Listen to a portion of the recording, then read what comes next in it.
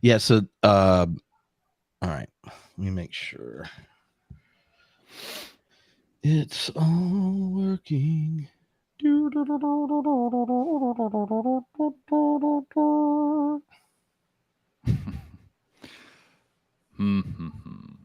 we go. There we go. Where's that? Jason, how's your new dog? Brilliant. He's so smart. Did Brian hear about you having to return a puppy? No, because only special people return puppies. It was a 1-year-old dog that kept attacking our other dog, Brian. And so I told the breeder after about 2 weeks, this isn't working. But he's too big to fly. So I had to drive him back to Oklahoma and exchange him for a puppy and drive him back. From DC. So it's about 42 hours of driving, all told. You probably came pretty close to me. Probably. So you would have just stuck this 1-year-old dog on an airplane by itself and been like, no, I would have flown back with it. Oh, you would have flown with the puppy. Yeah. Okay. I was real concerned for a second, I thought so Brian, the pet-friendly Super 8 in East Memphis is not necessarily a hotel you want to stay in. It was rough. Yeah, I can't believe at one point the puppy had an accident on the carpet in the hotel room, and I got a washcloth and I wiped it up, and I was like, and like worse things came off of the carpet. Yeah, it wasn't the first time that had happened. I was like, I think that's blood. All right. Well, let me get ready to hit record. You weren't already recording? That was it started streaming. Audio magic. Now I want to hit the record button so I don't have to cut off the beginning. But now I'm going to have to cut this off, Jason. Now I'm going to have to cut off me talking about cutting off. No, I'm stopping, and I'm going to hit record again so I don't have to do that. Look at that. Boom. There we go. Boop. Ooh, yeah. Oh, yeah. I got an air horn, and I'm excited because it's time for Tolkien Heads. And today, magic has happened, maybe through the peer pressure of the interwebs. But Jason Michelli has shown up. This time, he's participating not just by having his sketch in the logo smoking a Gandalf pipe, but he's really here. And not only that, we are joined by Brian Zahnd. So I'm pretty excited. Nick bet that you would show up, Jason, that you wouldn't ghost us. I feel like I've been gone longer than Gandalf. Yeah, it's truly. And speaking of Gandalf, Brian is a Gandalf type figure for a lot of people out there. Oh, well, good. Now, I want Brian to be introduced by Jason. Jason, tell the Tolkien Head audience, many of whom might just be Tolkien heads. They may not also be theology nerds like us. Exactly how Brian is Gandalf-like for the people. So there's a lot of things to say about Brian. Gosh, I know. So as an Enneagram 8, I can say that one of the things I like about Brian is he likes all the same music as me. So he's a very astute music fan. He is a good reader of both fiction and theology. And he does a very good job of being an introvert who pretends to be an extrovert when he has to be. So he does and he's got great taste in hotels. So he's all of those things, but mostly I think of Brian as kind of an accidental pastor to lots and lots of pastors out there, both pastors in maybe corrosive evangelical traditions looking to find authentic Christianity, and then people like me who exist in mainline traditions who just want to find people who really care about Jesus. And so he is a direct and indirect mentor to hundreds and thousands of pastors like me. And there among mainline Protestants, there is this very elect group called mainline Protestants with a high Christology. I mean, it's growing. Just by just I feel like we're like the ants. We're a vanishing tribe of people. But since the other ones leave faster, the percentage is growing. So Brian, how did he do? Did you feel Gandalf like? Oh, that'd be aspirational. I mean, someday maybe. But it's true that for whatever reason, there's been a lot of pastors over the last, I don't know, 15 years or so, maybe 10 years, that have kind of been attracted to my story and what I'm saying and what I'm doing. I don't know how that happened, but it has happened. That's true. And I do have good music taste. I'll just say I do. Well, I'm wearing my Black Keys T-shirt. Hey, I was into the Black Keys when they were playing tiny little clubs. I'm talking about Thick Freakness days. I'm not talking about their first albums are arena so much days. I'm better. talking way back when. man. well, the way we have on-ramped our guests is having them answer these 3 questions. And so I'm going to tell them to you, but then you're going to pick a character from the Legendarium anywhere you want to go in Tolkien for these 3 categories. Category 1 is you get to take anyone from the Legendarium to the Prancing Pony. Open bar. You're going to sit down. It's Pound Town storytelling time with any character you want. You're going to pick a character for that. Then let's imagine you're at Helm's Deep. Things are going to get vicious. You need a sidekick who's going to be running with you. Like you can pick anyone to go. And third, you're going to Mordor. Who is your traveling partner to Mordor? But you can't pick Sam because that's cheat code. Right. Okay. Well, the Prancing Pony, I want to be with Tom Bombadil because I got questions asked that guy. I love Tom Bombadil. Yeah. Jason doesn't. At Helm's Deep, when things are dark and dangerous, I don't know. Gimli, with all those, with his bow and arrows, that might make me feel safer. I think he would take care of me. I would need taken care of. You're not confident in your ability at the top of a tower. Good taste in music. Yeah, I mean, for a Christian pacifist, Helm's Deep is not the place you want to find yourself. No. And then what was the third one? Oh, who am I going to go into Mordor with? Well, I think it'd be Aragorn. Yeah, Aragorn. Well, the king. I know it's hard for him to return. He knows what he's doing. I think so. Also, really good looking, Aragorn. Very true. Yeah. Viggo Mortensen, definitely one of my big man crushes. Reasonable. And when they did their rap on Stephen Colbert, he brought thunder. Oh, yeah. That was my I think it was my favorite YouTube video for like a month. It kept showing up in my feed, reminding me that I've watched it a number of times, and I would rewatch it. I'm like, oh, there we go. Now, when you think back, before we hopped on, you talked about reading through Lord of the Rings a number of times and listening to the audio one initially. But as someone who has spent quite a bit of time wrestling with another legendarium of sorts, scripture, and thinking about ways that these narratives come alive and seize people and bring things out of them. Like, at what point did the stories that Tolkien are telling seize you as ones worth going back to over and over again? The first time I read it. I read it. The movies came out. Did they come out in 2000 or 2001? I can't remember when the first movie came out. Anyway, it was getting ready to come out. There was all the kind of hype. And I had never read Lord of the Rings. Sad to say. I just hadn't. I don't know what's wrong with me. Listen to all those Led Zeppelin songs. Why didn't it counts.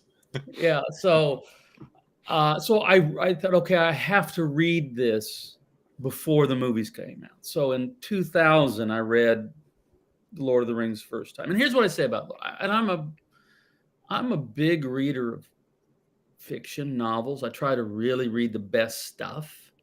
I probably read 50-50, nonfiction, fiction. These days, maybe more fiction. Maybe it's 60-40.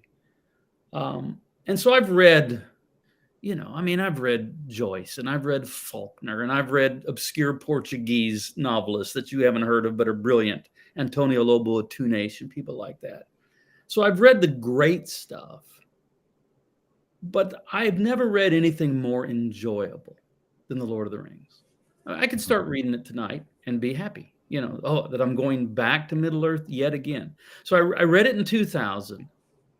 And I mean, I don't know if I would, Dostoevsky, I would be more suited to do a Dostoevsky podcast. I actually know Dostoevsky pretty well. And I think Dostoevsky might be the greatest, maybe. He's certainly in contention.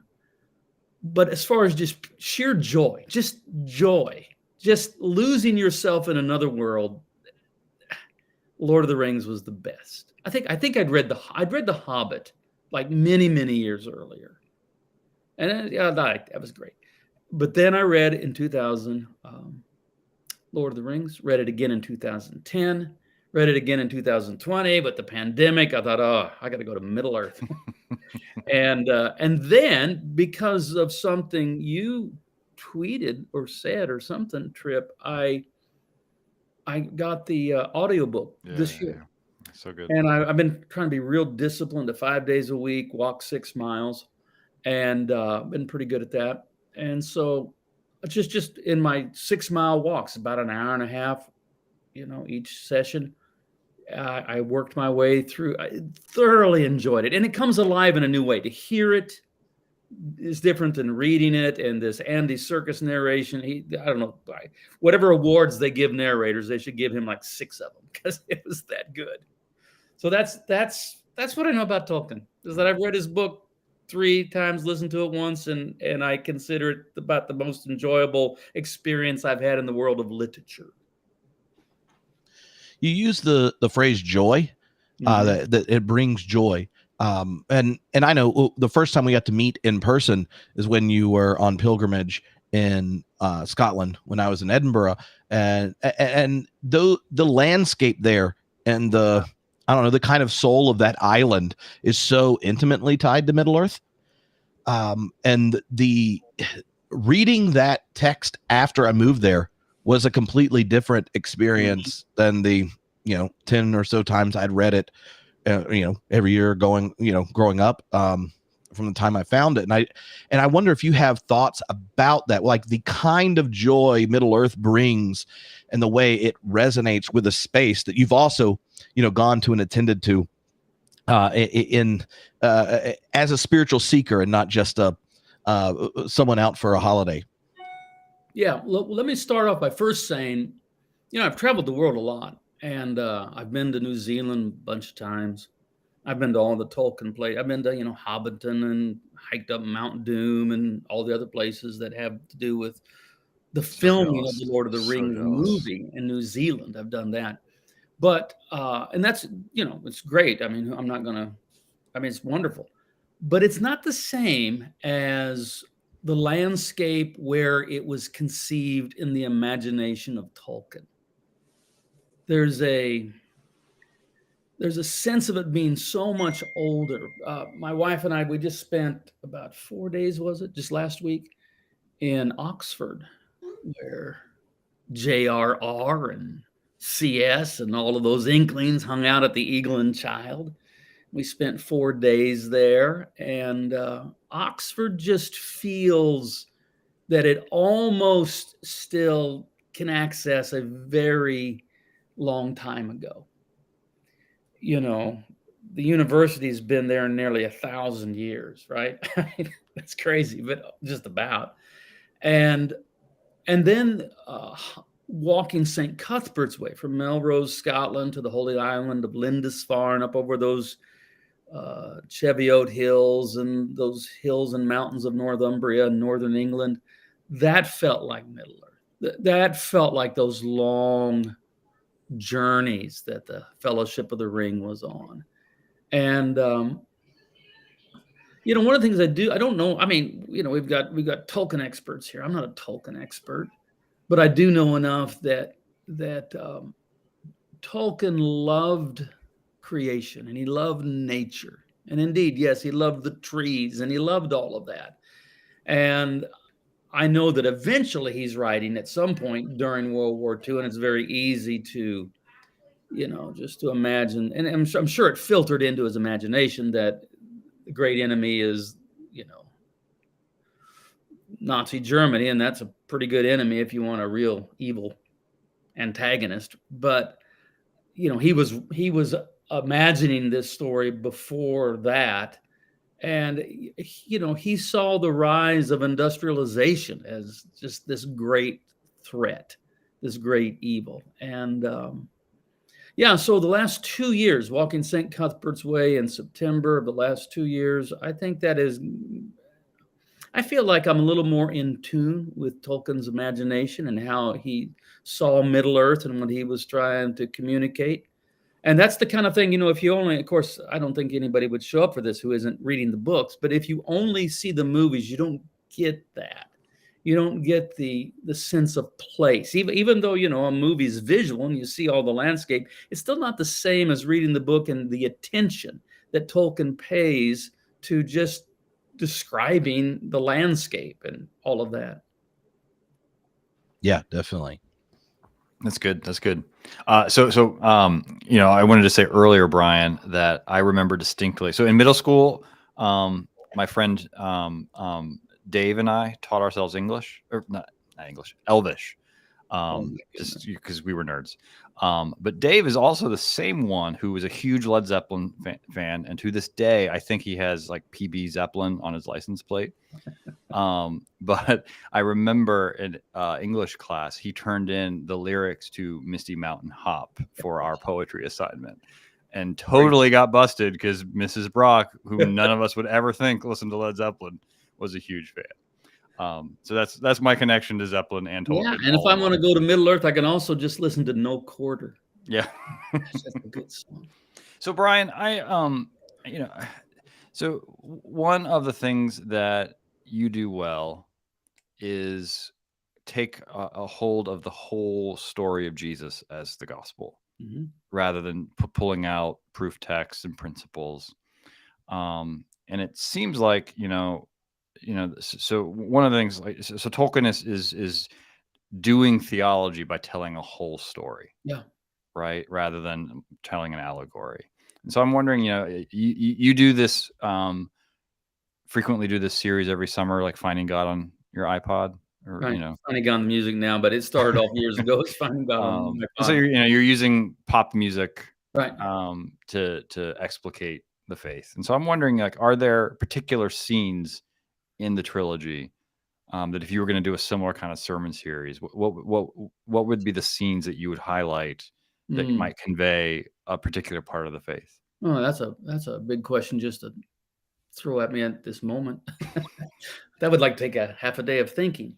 I will say that I've completed a manuscript. It's done. It'll come out in February of 2024. So don't, just hold your horses. 2024. The book is called The Wood Between the Worlds, which I borrowed from C.S. Lewis. When in the Chronicles of Narnia, the wood between the worlds is kind of an actual place, these little puddle portals to other parts of Narnia.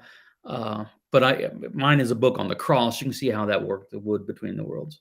But chapter 10, there's 20 chapters in this book, but chapter 10 is one ring to rule them all.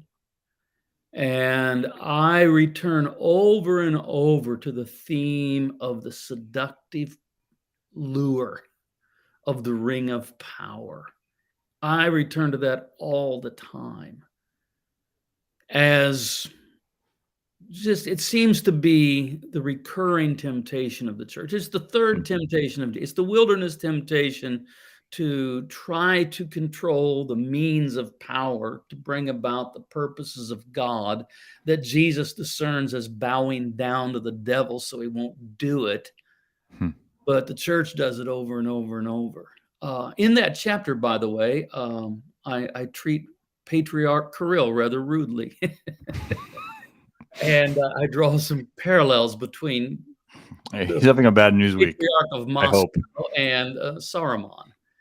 And in fact, I've got something here. So can I read a little bit from this? Yes, you're allowed. I'm not going to say no. I'm just jumping in the middle. I'm not really paying a lot of attention here. Well, let's see here. Where to start? Tolkien's poignant explanation on why Samwise had the capacity to refuse the ring gives perhaps the most revealing commentary into what the Lord of the Rings is all about.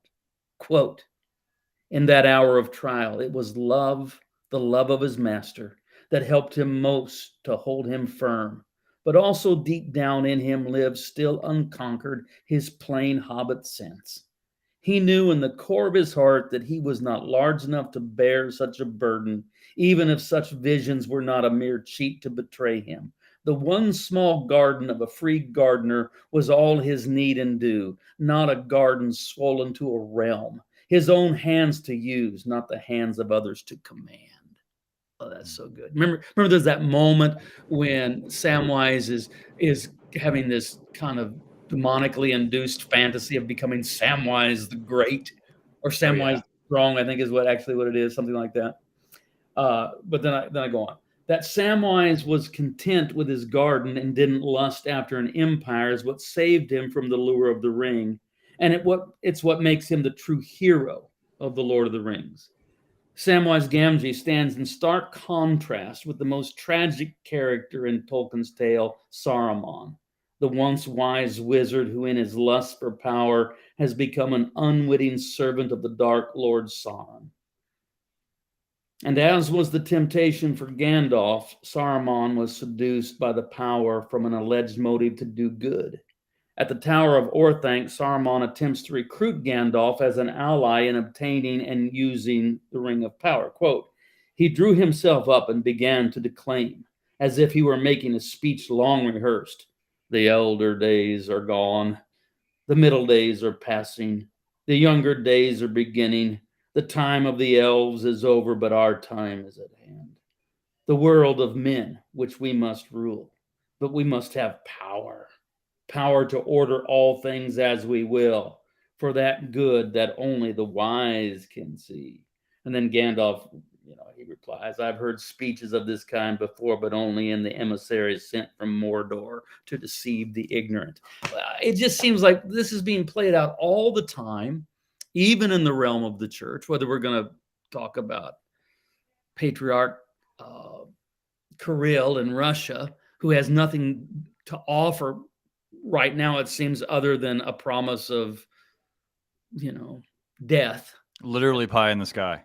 Yeah, literally. Yeah, exactly. Or the increasing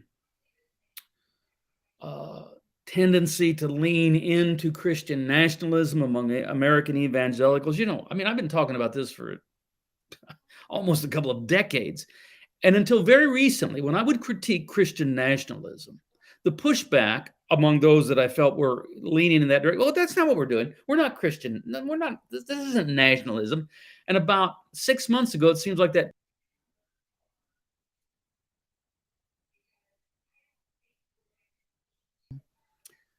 I find the Lord of the Rings and the whole story of the lure of the Ring of Power and how it corrupts everyone. I mean, the only creatures that can maybe bear it and maybe not be too quickly corrupted are the most simple, humble hobbits.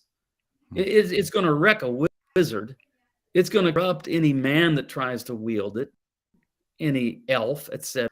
And so I talk about Galadriel's, how she was able to refuse it. I shall remain Galadriel. I shall diminish and remain Galadriel. I don't know. I liken that unto he must increase, but I must decrease. So that I would really lean in at least that part of the story. So Nick, I'm sorry. I'm gonna Enneagram 8 again here. I'm making up for lost time. So Brian, would you say, so one of the things happening in the evangelical side of the church is a lot of people leaving and deconstructing their faith. How would you present the Lord of the Rings as a way for Christians steeped in fundamentals and principles and kind of rational based Christianity? How would you use this as a way of showing them how to think in a narrative, enchanted, mythological way? Yeah. Well, the gospel is a story. I mean, that's what it is. It's not formulaic. It's not 4 laws. It's not 3 steps. It's not a set of principles. It is the story. It's the story of Jesus, but that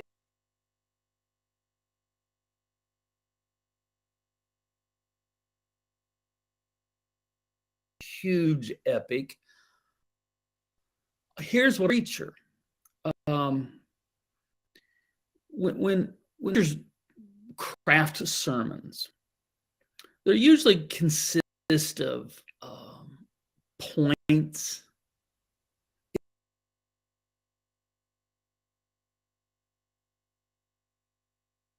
Illustrations are often convoluted, mistaken, and lame. Story, though, people will remember. There's something about the human being that it's how we create stories. It's how we don't fall into the abyss of nihilism. That we're hurled into this phenomenon of being and things are happening, and to make sense of it, we tell stories. We create stories. We craft a narrative. Without a story, our life just seems pointless. It is pointless without a story. So, why is the Lord of the Rings so beloved? Because it's just such a great story, and you can pick up. I mean, there's themes, but nobody wants to read a book. I mean, I say nobody, but hundreds of millions of people aren't going to read books that are based on delineating the themes of the Lord of the Rings in bullet point form. But they'll listen to the story. So I tell preachers, try to keep your sermons narrative in structure. In your own mind, you might have an outline, but don't show that to anybody. Don't say that. And my first point, second, now third, don't do that. Try to just keep it going as a story.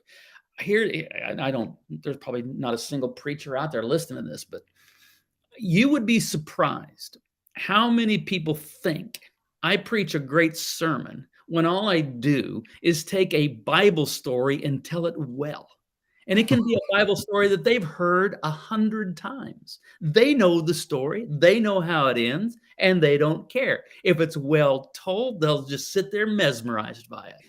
And so one of the things you learn from the Lord of the Rings is, there's the lure of the Ring of Power, but there's also the seductive capacity of the story well told. Yep. And if our sermons can be something like a story well told, where in the end Jesus is the hero, that's a good sermon. That's something people can learn. Jason, you had kind of taken up part of my follow-up there, just connecting. Brian is just so good. I think, like you said, just hooking on to your, just articulating the truth of how people are connected to stories rather than bullet points and themes. I'm one of the weird ones who loves Tolkien, reading books on Tolkien themes, but obviously lots of us here are theology nerds who do the same thing. But the common parishioner doesn't read the Psalms to distinguish between God's sovereignty and how free will plays into that or something like that. But they read the Psalms because they're comforting. And it's something that's connected to a family member or a memory of some sort. And so, and you had talked about too, about even going to the Holy Land, yourself and other people doing that, making that pilgrimage and saying, the Bible, the stories of Scripture have popped out and come to life, and just connecting that with your experience in the UK and connecting that with Lord of the Rings. So, I guess with that, just how culturally relevant Tolkien is. You can just say Tolkien to somebody and they'll go, oh yeah, Lord of the Rings. And I think there's something meaningful there, especially for people who feel like scripture and church is a place where they are disenchanted. And so I know Lord of the Rings was a reconnecting point for me. So I'm kind of just rambling here, but I guess more of like, it's kind of like C.S. because I've just been hanging out in C.S. Lewis land. That's also Oxford, and I visited his home and found that more interesting than you might think. It was if those of you that are not familiar with his conversion story, he spent some time being an atheist, good long time. But it was reading George MacDonald's Fantasties, a fantasy novel. And both, of course, C.S. Lewis and Tolkien pay their respects and their dues to George MacDonald as being something of a mentor as far as, crafting these kinds of mythological tales. It was reading Fantasties that cracked the door open for Lewis to something beyond, logical positivism or something like that maybe story and myth really are a means of accessing a deeper truth once the actual empirical sciences have reached their limit, where they can't go any further. So I think there's a whole lot to that. Yeah. Do you think that the passage actually that pops up to me in your reflection on the story is a rather moving one when Sam and Frodo realize that the big stories they were told in the poems and big narratives, especially when they heard them all or in Fellowship of the Ring, hanging out at Elrond's place. It's like they had cliff notes of all the big history stories there. When they realized that they were in it. Yeah. And I think that's one of the ways the gift of narrative in some sense enables us in reading it to realize that that there is a sense that you are caught up in something that you can easily miss the meaning and purpose and value of unless you attend to it. And in that passage, where Frodo and Sam are discussing it, Frodo pushes back to Sam when he just mentions it's him. He goes, no, the story of Frodo wouldn't be anything without his Sam. And it's there that the power of friends reminding each other the story their life is woven into always seizes me. And that relationship of Sam and Frodo, that friendship theme, which also you get, especially in the books, between Gimli and Legolas, the theme of friendship is playing out. That's my favorite part in Rings of Power, or the different friend pairings and seeing it. I think the ability of genuine friendship to help one awaken to the depth of their own story is powerful. And it strikes me, right, that the crescendo affirmation of Jesus in the Gospel of John is, you are friends. No longer called servant, but you're a friend. And this is the story that we're being, called into. And then in John 17, you get the prayers, the big, long prayer of the Spirit, that you're being sent into this world, a friend of God, to making enemies into friends. Yeah, the Lord of the Rings, it really is a tale of friendship, isn't it?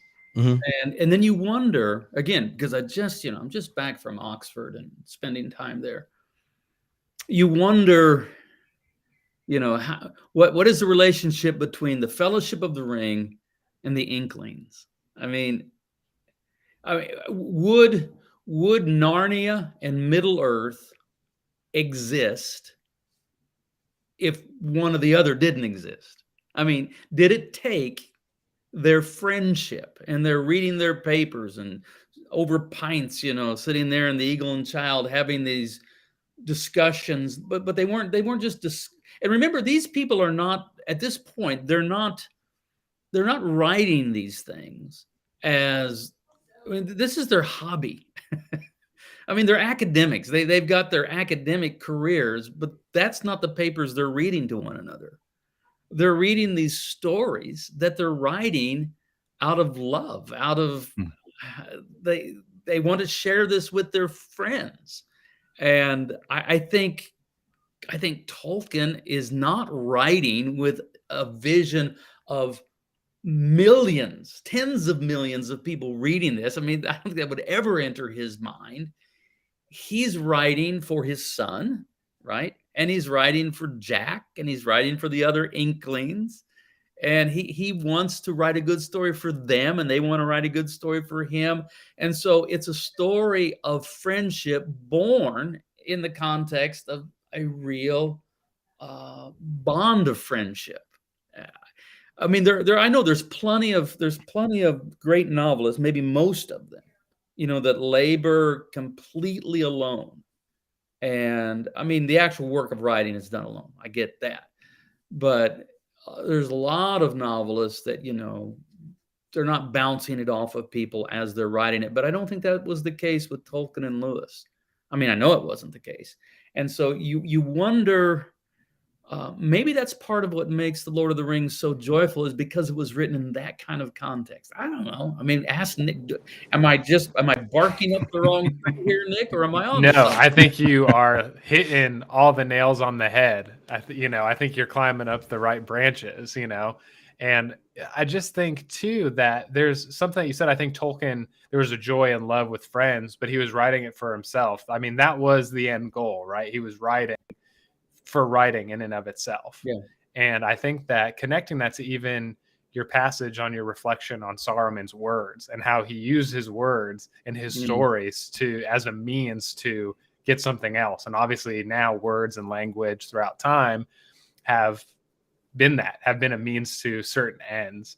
And I think there's something really special about talking about Tolkien's love and friendship and just writing for the love of writing itself, and kind of gets us away from the traditional views of you need to write so you become a millionaire and the bestseller and the next James Patterson or what have you. So Brian, one of the things, so I've only watched 2 episodes of The Rings of Power, but it's true in those episodes too, and as well as in the trilogy, is various characters are able to use their stories to discern what time it is they're in. And it seems like, you mentioned Christian nationalism. It seems like we're in a really pregnant time when some Christians are able to discern the moment better than others. And so how do you use narrative to know what time it is? I don't know how you use it to know what time it is. I know that if you don't have a strong gospel narrative, you are in danger of being seduced by another story. You understand what this QAnon stuff is? It's a story. Yeah. There's a narrative. And that's because I was thinking about that with friendship too, is like a lot of these people are attracted to these false stories because they're lonely. Right. And I would say, I mean, what percentage of people that are caught up in this QAnon cult have some form of evangelical Christian background? I don't know any of the statistics, but I kind of know that it's a lot. And I think that speaks to part of the poverty within evangelicalism, that it hasn't been narrative, that it has simply been a set of principles and formulas. And people are longing for a story, and yet they haven't seen the gospel as a story. That's, one of the things when you travel outside the United States and you're in Europe where there's an older Christianity. I think probably most of us on this panel, we come from one or another version of Protestantism. One of the things that I appreciate about Catholic and Orthodox traditions is they have the saints. And the saints aren't saints without a story. So you have the lives of the saints. And so you go into a church and you'll see, now, I might not know who that saint is. Well, my wife Perry is just finishing up a master's thesis on the life of Saint Cuthbert, this whatever he was, 7th century monk missionary who has a fascinating story, and it's a story that really captured the imagination of Christians in the first millennium in the British Isles. And so I just think if we have the best story, by the way, we really do. The gospel story is the best story, and all the other really best stories are variations on that. But if we take the narrative out of it and we just make it these points and principles and spiritual laws and all of that, that doesn't satisfy. That's thin. That's, I'll give you. It's like butter scraped over too much bread. It's thin. Well done.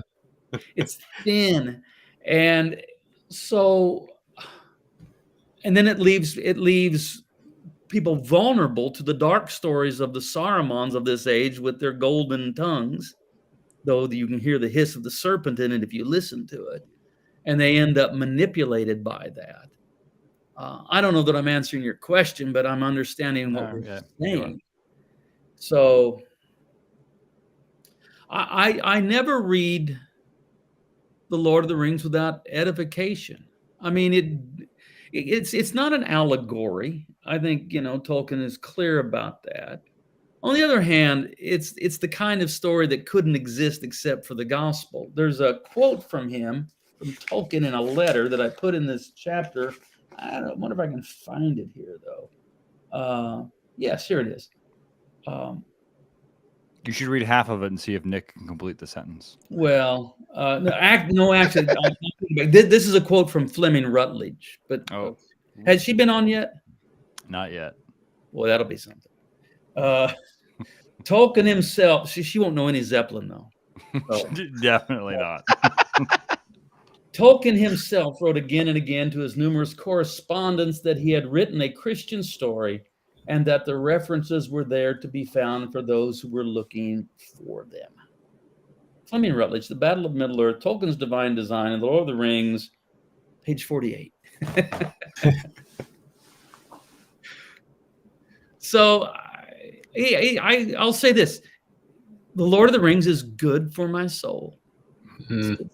And I want to say this. The Hobbit movies were not good for my soul. Amen, sir. Amen. I hate it. In fact, I'm not a walk out of a movie guy, but I walked out of one of those. Which one? Stupid. I don't remember. I just thought this is not. I mean, I've read The Hobbit. It's whimsical. It leans a little bit more toward Narnia. Then, admittedly, things change with The Lord of the Rings. It becomes more adult-like, more serious, more dark. But they wanted to make The Hobbit darker than The Lord of the Rings, and it didn't make sense. Yeah. I found the 3D visual distracting through the whole thing. Yeah, the CGI was not great. Mm-hmm. Yeah, when you have a story that great, just trust the story. Mm-hmm. Just don't mess it up. It's so you're like saying you don't give away a car every Easter morning to see who comes to the service? I don't. Although, I've been doing this a long time and I've been through a lot of iterations and I did some crazy stuff back in the day. I never gave away a car, but I've been. All right. So what's the craziest thing you ever did in your before time? In the legendarium that is Brian Zahnd, what was the craziest thing you did? I have worked with live tigers on my stage in the 1990s. I have laid on a bed of nails and had a block of ice broken off my chest with a sledgehammer twice. I'm not proud of you this. did it a second time. That's even better. Not proud of this. And it's really an act of humility for me to own up to this. But someday I'll write a. So what was the context in which you're laying on a bed of nails and have ice across your chest? Well, if you do it, they'll come. Do you guys?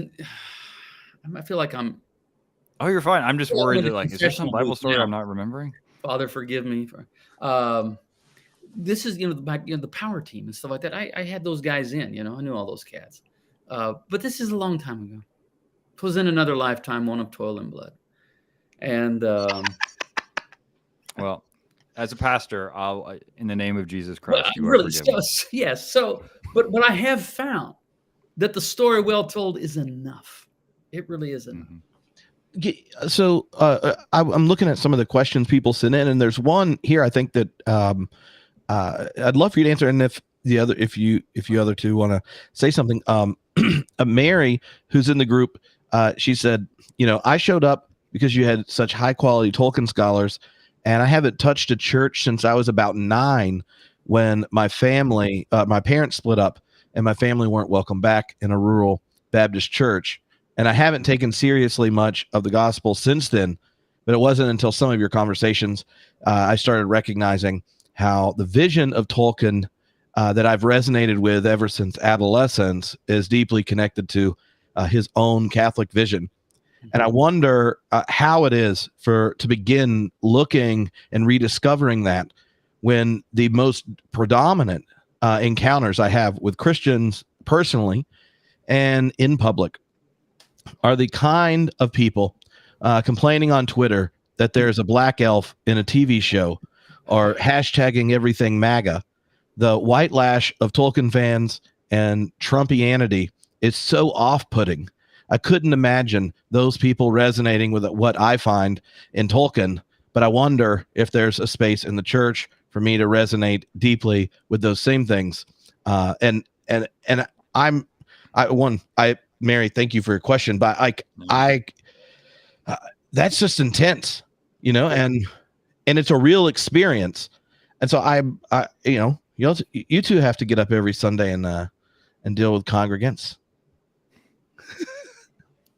For 41 years. Yeah. But it's not onerous for me. And Word of Life, the church that I've led for these 4 decades, is not like that. We're not anything like that. Where we tell the story of Jesus. Everyone's welcome. I've been a strident critic of this kind of Trumpism that's taking over so much of the evangelical world. And by the way, I'm not evangelical. I've never one time in my life self-identified as that. So that's not really my world. I don't know what my world is. I'm just a Jesus freak, I guess. But here's the thing. Have you ever noticed it's really easy to critique the church and Christianity? But that's easy. I mean, I can do it. Everybody can do it.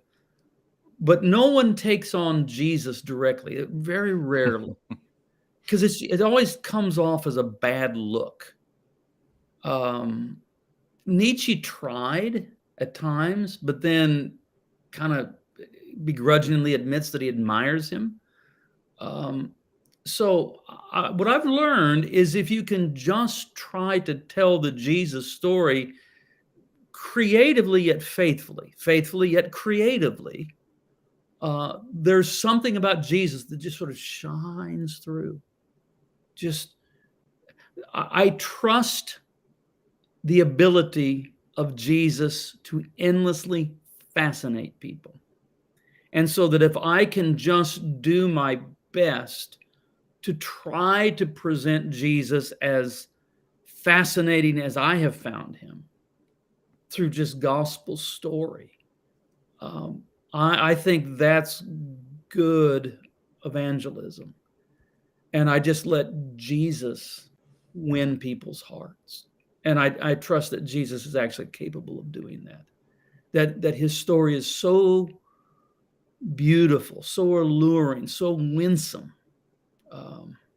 Beauty will save the world, right? I mean, that's Dostoevsky from The Idiot. Beauty will save the world. And so there's the true, the good, and the beautiful.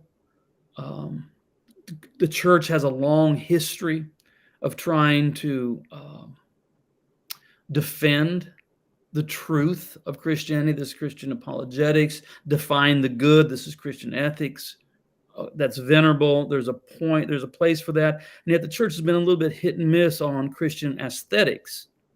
That is speaking in terms of beauty. But look, at a time, a moment in the market of ideas where the wider world is very skeptical, to say the least, of any Christian claim to a superior ethic and absolute truth, rightfully so, there still remains beauty. Miguel Cervantes, Don Quixote, he said, it is the prerogative and charm of beauty to win hearts. And so if the church today, especially in a increasingly post-Christian Western context, takes a stand in the marketplace of ideas saying, we have absolute truth and we know what is good for you, and we meet at 10 o'clock on Sunday mornings, we're going to be met with somewhere between shoulder-shrugging indifference and just outright contempt, give us the bird. There still remains beauty. And if we as a church can learn to somehow enact beautiful lives as inspired by Christ, I still think we have currency. So, the church is used to asking the question, is it true? Is it good? Is it true? Is it good? Is it true? Is it fine? Okay. But you have to ask the third question, is it beautiful? And you have to ask it through the eyes of another. Would the common person, unchurched, outside of Christianity, think this is beautiful? And to keep this tied in with Tolkien, he's told a beautiful story that resonates with the gospel. And I think it's the kind of story that can give people an opportunity to rethink some things they thought they were done with. But it's because it's a beautiful story. It's not a tract. It's not a pamphlet. It's not a political platform. It's a story that is Christ haunted, to use that phrase. Mm-hmm. Was it Mary or Megan? Mary. Go ahead. Yeah, Mary's experience rings really similar to my own experience in the church too, and as a layperson now. And I think that what you were saying, Brian, about the story, if it's a good story, you've been saying it throughout our time together, it's gonna speak for itself. And I think a lot of people see that with the story of Jesus and not so much with the systems that kind of use him for their own ends. And I think that, similar to my connection with Lord of the Rings, there is how when I learned how Tolkien made the Lord of the Rings, I found out he was a normal guy. He made mistakes. A lot of conversations that are happening, kind of the stuff where people are mad about black elves and stuff, is that Tolkien himself in turn had some racist internalizations, and as a lot of us have internalized prejudices. And so I think too, learning how the Bible was written too, and how these normal people who lived lives and had families and made mistakes, instead of there being an absolute sovereign Bible that falls out of the sky, that's immutable, essentially.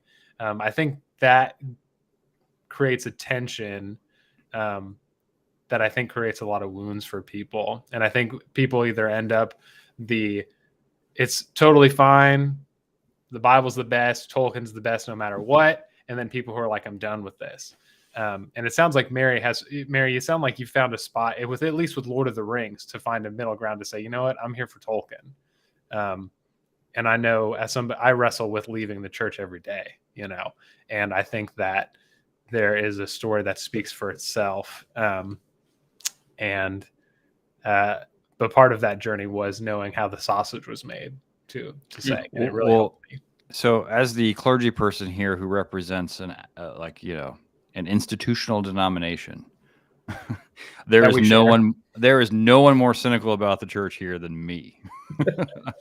And yeah, no, I get it. But I mean, the United Methodists are doing such a great job these days. Oh God. So true. it's like they watch Death of a Salesman and like, yeah, let's do that.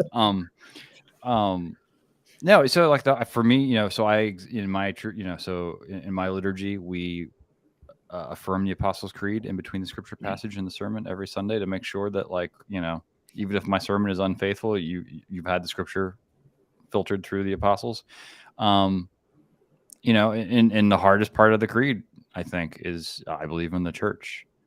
And so I totally get where Mary's coming from. And as the resident Augustinian probably here too, I really do think people are bad. Christians are people. Christians are bad. And so, like, we shouldn't be surprised to discover that Christians are bad and do damage, and are a terrible advertisement for the story of Jesus.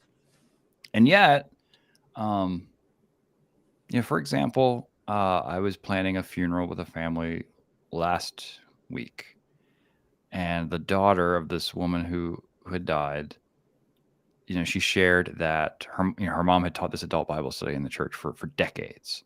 And then for like the last 5 or 6 years, her mom had dementia and shouldn't have been in a position of teaching this Sunday school class.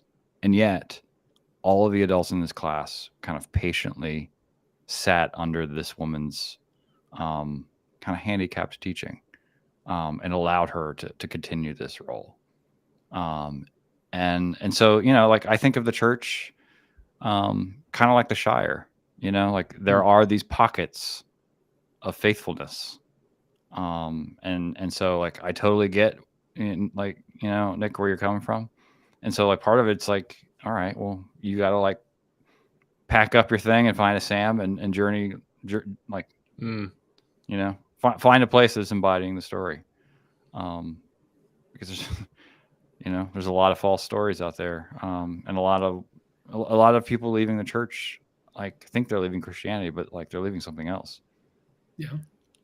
Well, the Hobbit's got to go back and clean up the Shire after it's not in the movies, but see, that's they don't like that. They want a nice tidy ending. You don't have the scouring of the Shire in the movie, but it's in the book, and that's kind of the way it is. Well, and I mentioned it, I think, in one of our other sessions, but like, Frodo suffering like a last flicker of pride, like he's never really healed from the ring, and so, like, that I come from, when I was ordained, I had to, like, affirm, like, yes, I believe in going on to perfection, but like I've done this half as long as Brian, but I've yet to bury a perfect person. And so it's, like, people are flawed, the church is flawed. You just got to find the best, most gracious embodiment of it you can, I think. Yeah, one of the things that in Mary's question that sticks out to me is the way she used the phrase, like, resonance, that of what was animating the kind of draw to Tolkien, and realizing that for him that was connected to this larger vision that was part of his faith, that sitting there, in the world wars and looking at the destruction of the West, the increasing militarization, growing tribal distinctions, the way our kind of industrial society is reworking our relationship to nature. All these kinds of things that that in the world he was born into were being deconstructed and overturned, and they did not know if a new world was possible, right? Like, to have all of that going on and not to get sucked into a kind of cynical, nihilistic big picture, and then give yourself to generating this beautiful web of narratives and stories and histories, for initially for your children, and then for your friends, and then for millions upon millions of people. That resonance that's there, I think is one gift the wisdom traditions broadly get to give, and people that are followers of Jesus have to give in the present moment. And I think she's right that so many of the ones that dominate our public square on behalf of on behalf of the religious communities are ones who are not animated by a deep story where friendship and fidelity in the face of creeping nihilism and meaninglessness society. That's the community that resists it and faces it together. That's not what we generate. We like so often the dominant pictures in the public squares. We're the most anxious. We are the ones, like Brian said earlier in the passage of a book that comes out in 2 years. We are the ones who've given into that temptation that Jesus had to bow to Satan. Because if you just had that kind of power the Lord of this world have, you could really set it to right. And that fear and that anxiety is really faith against in Tolkien, like the work of Iluvatar and the work of this beautiful symphony that brought existence into being, and one that we can come to resonate and hum with. Mm-hmm. And I think that resonance that she picks up in Tolkien, when I think of it in as a minister, it's communities that help you to learn to pray for your enemy, to forgive without counting, to learn not to judge and to not judge yourself, to learn to live on less and to give of what you have for the benefit of others. Like there are all these things where the teachings and invitations of Jesus invite us into a kind of resonance that for someone that didn't grow up in a context where I'd like left it all aside and thought, oh, this junk's crazy. Tolkien it gave a beautiful story where I guess I went the other way. Like one of the reasons I love Tolkien is because it sounds like someone who knows the revolutionary potential of good-hearted, faithful people, and the secret to genuine power and reconciliation is faithful friends. That, I mean, like, yeah, and the connection to music too. So, like, you know, like Brian likes to mention in his like prayer school, you know, like the analogy between learning how to pray or be a disciple to music. Like you can't just pick up a guitar and play, right? And so, like, I think a lot of like the destructive forms of Christianity that people leave is just like churches that are just like making it up as they go along. And so, like your example, Trip, is perfect. Like, to the resonance of the story is that like you've been storied to be a person capable of learning to pray for your enemies. Like you don't just spontaneously do that. Like there's certain parts of the faith and the story and the tradition that are like the scales and the chords, so that one day you can play the music well and other people can enjoy it. Let me read something. This is how I conclude the chapter, One Ring to Rule Them All, because I feel like you should just do the whole Audible version right now with us. Publisher be mad. Like, look, it's not out for another year and a half. You're gonna like this. This is good. This is Tolkien. I mean, I say a little bit here, but I'm gonna read you some Tolkien. And so Frodo and Sam await the end on Mount Doom, as hot ash falls upon them and rivers of fire draw near. They slip into the oblivion at the edge of death. The end has come. But it wasn't the end. The eagles are coming. 11 days later, Sam and Frodo awaken from their comas in soft beds in the fields of Cormallen and are reunited with Gandalf, whom they had last seen falling into the abyss. Allow me to close this chapter with the most beautiful and joyful passage in The Lord of the Rings. We're told that even Tolkien spilled tears on the page as he wrote this scene. Sam lay back and stared with open mouth, and for a moment, between bewilderment and great joy, he could not answer. At last he gasped, "Gandalf, I thought you were dead, but then I thought I was dead myself. Is everything sad going to come untrue? What's happened to the world?" "A great shadow has departed," said Gandalf. And then he laughed. And the sound was like music, or like water in a parched land. And as he listened, the sound came to Sam that he had not heard, The thought came to Sam that he had not heard laughter, the pure sound of merriment, for days upon days without count. It fell upon his ears like the echo of all the joys he had ever known, but he himself burst into tears. Then, as a sweet rain will pass down a wind of spring, and the sun will shine out the clearer, his tears ceased, and his laughter welled up, and laughing, he sprang from his bed. That's why we read The Lord of the Rings again and again, just to earn the right to get to that point in the story. And look, say what you will. You can't write that passage unless you believe in something like resurrection, because that's what that is.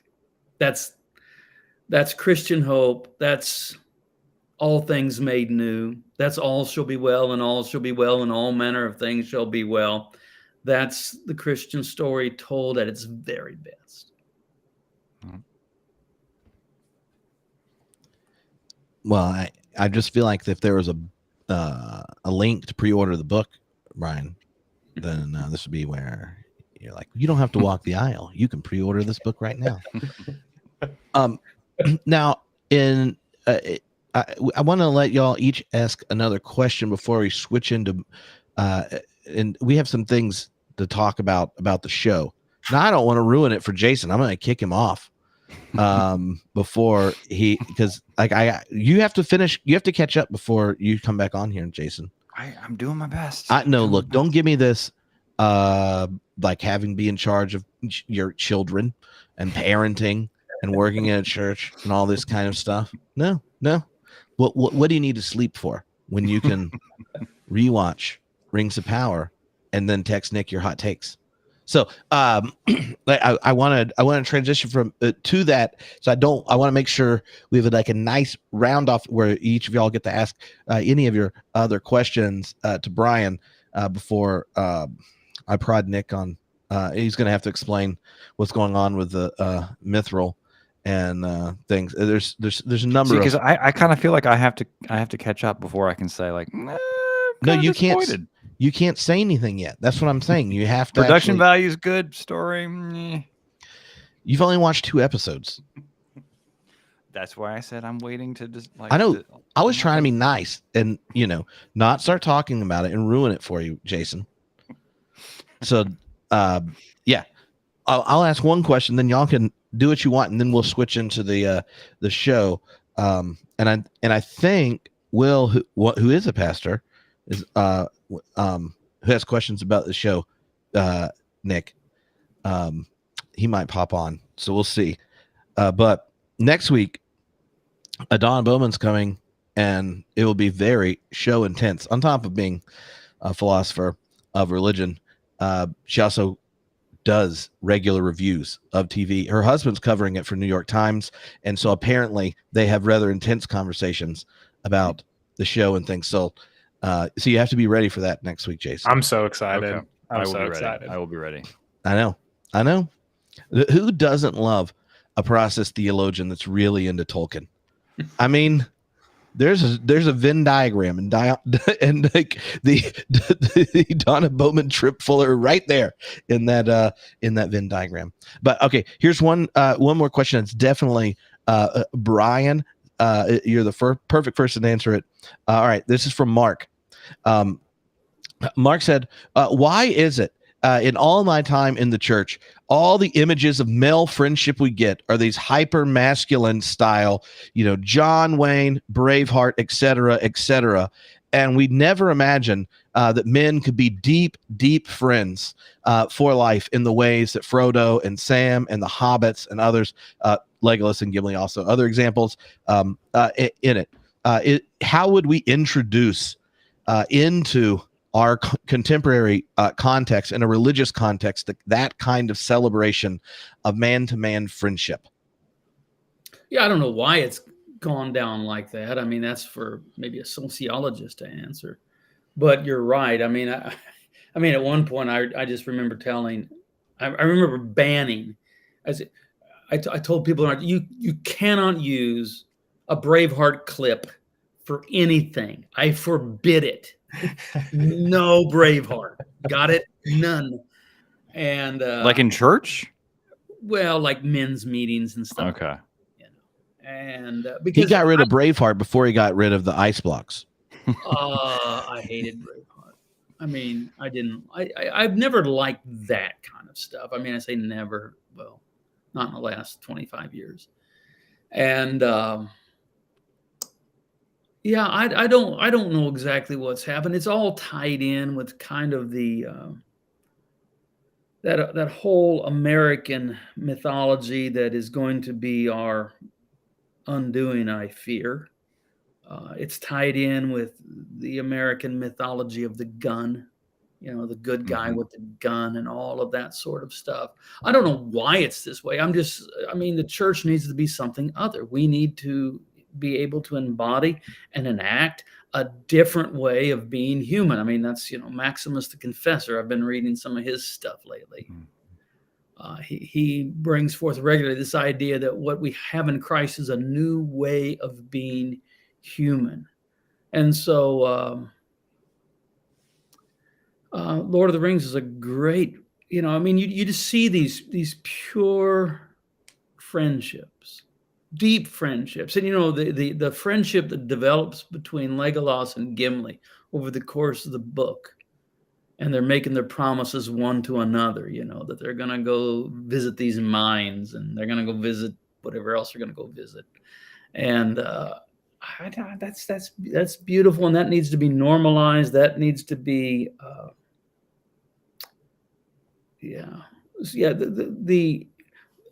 the whole of the church in America is not the evangelical church. Can we just say that? I mean, Definitely. it's the Yes. loudest and it's the most vocal, and for whatever reason, it has harnessed media from the very beginning very well, especially television, and so that has given it an outsized presence. I can understand that outsiders, that all that they know of Christianity are some of the most visible and vocal, you know, presentations in the media, could have a very toxic view of the church. But if you actually just show up at any given church on a Sunday morning, most likely you're going to find something very different. Yeah, you can find bad examples too, but lots of you will find. I mean, when I think about Word of Life, one of the things I think about is the improbable friendships that exist, and I know that I am friends with people. I care about people. I know their names and their stories of people who, if it weren't in the context of the church, we really don't have much in common. They're not the kind of person I'm just going to hang out with, but because we're thrown together in this unique entity called the church, and we've stayed together, I've come to know them. They've come to know me. I know their stories, and it's a kind of friendship that doesn't seem to happen. I don't know where else it happens. I really don't. That's not really answering the question. I don't have an answer to the question, but I still have hope that the church can be, and it actually is better than what often is depicted in its most public presentations. I love that. I guess I'm going to ask you a question that is not going to take, you know, a sociology degree to answer. Good. But I wanted to know if you have watched The Rings of Power, and if you have, what are your hot takes? With spoiler free for Jason, and if you haven't or refuse to, why? I have watched them, and I've I've watched them all very late at night, so I'm not sure that I was like half asleep, but I'm liking it. I'm not a hot take guy. I don't like being a hot take guy. So I'm going to invest the time, at least for a good line. And unless they completely lose me, I'm going to give them a chance to tell their story. And so I don't have hot takes. I think they're not completely just making this up. You know, if you read the Silmarillion, the raw material is there to tell a story. I'm not I'm not a TV critic. I can do this with some things I really care. I can talk about Terrence Malick movies. I can talk about Coen Brothers movies and go real deep. Other things I just watch and I see maybe it'll capture me, maybe it won't.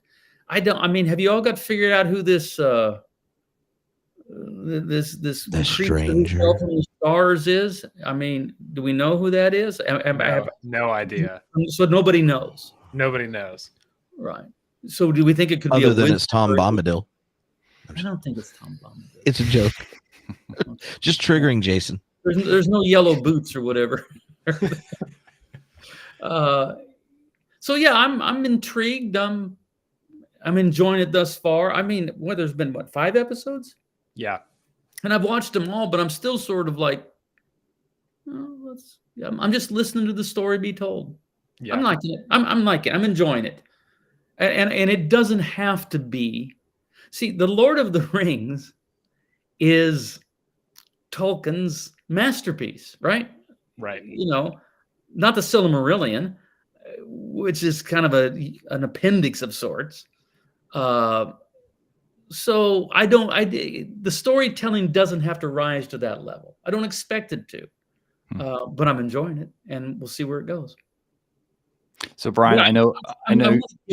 I tried to do that with The Hobbit, and The Hobbit they lost me on it because. But see, they don't have to. They're not being faithful to any particular thing because there isn't a set Tolkien story that they're following. Right. So they're using some Tolkien raw material, and we'll see how they do. So actually, I don't come with a real critical eye, but I'm enjoying it.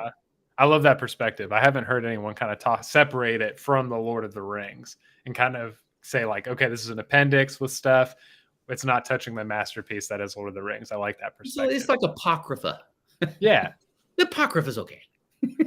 It's not as good as the Gospel of John, but it's okay. But the Apocrypha is where you have Bel and the dragon, right? So that's where the dragon shows up. Godric and some cool angels, and maybe it'll become the Foo Fighters to Nirvana. You never know. You never know. Yeah. All right, Jason, you get to ask one more question before. Ask music before you kick me off. Yeah, and then you're gonna have. It's actually just a simple question. Have to go watch Rings of Power. It's just it's just a simple question. Brian, I know Perry is an avid reader too, and she often reads. And I know she often reads the same things as you, and you're reading together. And so I'm wondering, like, what might she say about the trilogy? Look. Perry is a massive reader. She reads more than I do, and I read a lot. Perry has never read The Lord of the Rings. She never has. She doesn't see fantasy type. That's just not her thing. Okay. Our youngest son read it when he was, I don't know, I'm gonna say 9 or 10. And we tried to talk him out of it, which you know how that works.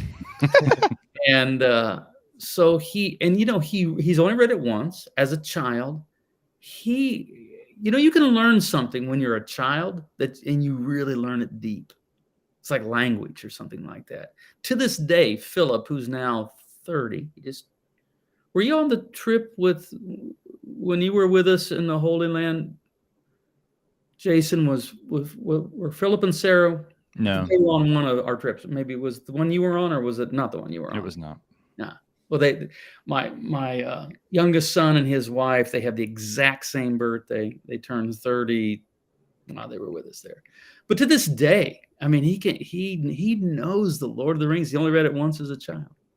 So Perry's not going to give me an opinion on it because she's seen the movies. I said, Perry, it's the most enjoyable thing I've ever read.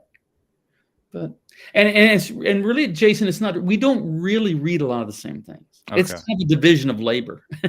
There's a few things that we actually read together, but we're always talking to one another. Look at that. And so Brian, the complementarian, books that she's reading that I don't read, and vice versa. Awesome. Well, thank you for hanging out, Brian. This is enjoyable. It's been fun talking Tolkien with you, and Jason. I'm really glad you showed up. Same. Now, the sad part is you haven't even seen enough of the show to have an opinion about whether or not Doran the Third is real. I'm So- an Enneagram 8. I could just fake opinions. Yeah, I don't want look. Nick and I got really serious last week, and It's fine. I had like 10 emails of people that were like, "I'm pretty sure you and Nick taking this seriously made me go rewatch all the episodes and stuff like that." And I was like, if there's something to be argued, now I have an incentive. Yeah. To Well, get caught up. see, I'm captured enough that I want to know who this star guy is. What Oh, are yeah. we calling him? See, I don't read anything. I've just watched it casually. I don't know what people are saying. I haven't read one thing about it. Do we have a name for this guy? He's the stranger. The stranger. Okay, stranger. I call him star guy. Okay. Jason, tell Brian bye. You got to go watch the show. Goodbye. Yeah. So Nick, I'm gonna pop Will up here, but I want you to give the power rankings, update the power rankings on the possible identities of the stranger, and then see where he's going, where he's leaning. Okay. So, Brian, I don't know if you've paid attention to any power rankings for who the stranger is, but the people are saying still the top three are Sauron, Gandalf, and one of the Blue Wizards. One of the other ones that's been circulating around is that I don't want to sound stupid here, but Blue Wizards. So, yeah. He Tolkien briefly talks about them. They don't show up. The only place that Tolkien really talks about it in detail is in this book called The Unfinished Tales. And so Gandalf, Radagast, and Saruman come to Middle Earth with blue wizards named Alatar and Palandale. They go out east and they disappear. Never again. And so that's all we know. And so this dude has some sort of powers, doesn't he? Yeah. Yeah. He's got That's powers. Cool. I will say that for me, so the fifth episode, the stranger reveals that he's got ice powers. So there was last episode, I was like, beginning Sauron was my number one power ranking. I dropped it down. I was like, this is Gandalf or a blue wizard. Sauron's the last on the list. And Sauron and Morgoth are known as masters of ice and fire. They use those for their evil. And so when the ice was used in a very eerie way, I was like, I'm back on Sauron. Sauron is back on my number one power ranking of who the stranger is. Well, it would be fascinating, I suppose that's the word, to watch Sauron go bad, because we know, he wasn't always what he became, which is why he's a tragic tale. Oh, yeah. It's kind of like Lord of the Rings Breaking Bad, like the Breaking Bad. I mean, exactly. I mean, if I was just sitting around, dreaming up what is going to be the compelling story in the Rings of Power, Sauron Breaking Bad would be a pretty compelling narrative. Well, and Wilbo Baggins, I don't know if you knew this, but some of the head writers on the show are Breaking Bad writers. Oh, so, really? Oh, of course they are. Man. Yeah. And you had the prequel, Better Call Saul, which is almost as good as Breaking Bad, in my humble opinion. And so, that makes sense. Yeah, what do you think the fandom fallout will be if it's not Gandalf and it's a blue wizard that nobody knows? Like, I would love some character we have no idea, and they just kind of build this character and let it loose, a new character in the pantheon of Tolkien characters. But yeah, what do you think the fandom fallout?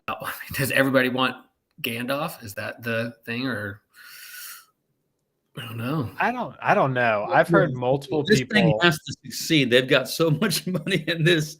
I don't know if they're going to take a lot of risks. I mean, they might just go with, people are going to dig it if we do this. Yeah, I agree with that, because there's so much newness already. I mean, the only characters we are familiar with are Elrond and Galadriel at this point, for people who just kind of watch the movies only or have just kind of read Lord of the Rings. And so, I mean, we have Harfoots, and they're not exactly hobbits, they're kind of familiar, but I also think that Gandalf would probably be more likely than a blue wizard for that reason as well. Right. All right. Well, now, Brian, you do not have to stay on here while we get very into the show. You know what? I'm gonna go, but I have enjoyed every moment. I really have.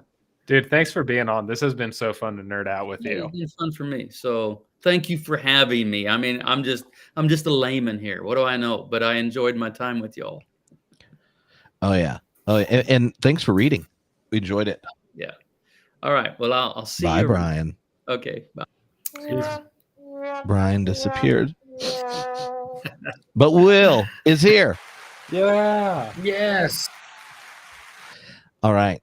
Will, Nick, we don't have a lot of time, but I have a Right. I just have to briefly update you on Dorn the Third is a ghost. Dorn the Third is a ghost. I've rewatched everything. I've watched all the episodes other than the new one 3.5, 4 times, depending on the episode. I've gone back through the scenes earlier today. Dorn the Third does not touch anybody. He has says nothing that anyone responds to short of Dorn the Fourth, and it's lore. It's much better if he is a ghost, and then the explanation he gives of the crown makes perfect sense. Why was he not at the gathering with the elves? Just no one's talking to him. They're like, oh, you didn't invite the real king. You got the junior one here, trying to swindle his table out. But no, I'm just saying. I'm increasingly convinced. Now, I'm not going to get attached to it like some of my theories that are rarely true, and then I take it personal and quit shows when they don't follow through. But I'm just saying. Dorn the Third is a ghost. He is the sixth sense of Middle Earth, and he's under a mountain. I concur. That's a good one. I want to know if you get any sleep at all, anytime trip, like watching these 3 or 4 times. So like, man, I'm getting through them one time and I'm in the nick of time for the next episode, but I just want to know Trip's sleeping hours is kind of what makes me curious after hearing that statement. Well, I have a lot of boring things I have to do. And so sometimes it's just playing next to me while I'm going through. And then when it gets to scenes where I'm tracking something, I get my little notes out. I go, take a few notes. Watch it first time at midnight, when it comes out, and I don't remember it all in the morning. So then I have to watch it again. But the idea that I'm not going to not look at Twitter when I get up. So I obviously need to watch it once. And then, yeah. But, Nick, I like your theories you guys shared in a couple episodes ago, a couple streams ago, where like each of these kind of 4 congruent storylines maybe happen at different timelines. And so I think, how will they bring all 4 to the end? Do they have like extra seasons that are going to happen? They're like, are they going to bring it at the end of this one, all of them together? Or are they going to let them hang out there? I mean, that's kind of what I'm wondering. Because I'm not, I mean, like Brian said, I'm kind of a layman as well. I've read The Hobbit, Lord of the Rings many times, try to get through the Silmarillion, looked at flow charts of names and try to pronounce them on my own, and I can't do it. So, but this show had me a little lost at the beginning, except for the names that I recognize. But now that we're kind of halfway through this season, and knowing that these 4 congruent storylines and friend groups, as you said, is cruising right along, I'm intrigued, and I'm wondering how they're going to tie it on in the end. That's my main question. Or if they need to. Yeah, kind of the same deal. I mean, they have, my understanding is the showrunners have all 5 seasons already written, already planned out. And so they know what the last shot of the last scene is going to be for the whole show. And so I'm also not sure who's going to come together when are we going to see Sauron? Who are we going to learn? When are we going to know who the stranger is? Who's Adar? I don't know who he is. Though I think after this episode, he's definitely leaning strong in that First Age elf direction. That's what I'm thinking too. First Age elf gone bad. Now, Nick, I asked Will to get on here because you're going to get to hang out with him in person soon. I'm super excited. This is the first time me and Will are talking via audio and visual. We've messaged each other on Instagram here and there, but I'm excited.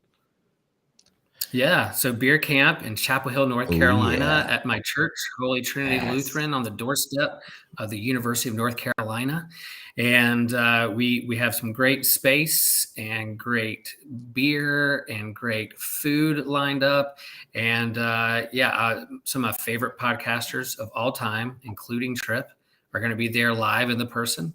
And I like it. It's not just going to be deep theological, philosophical questions.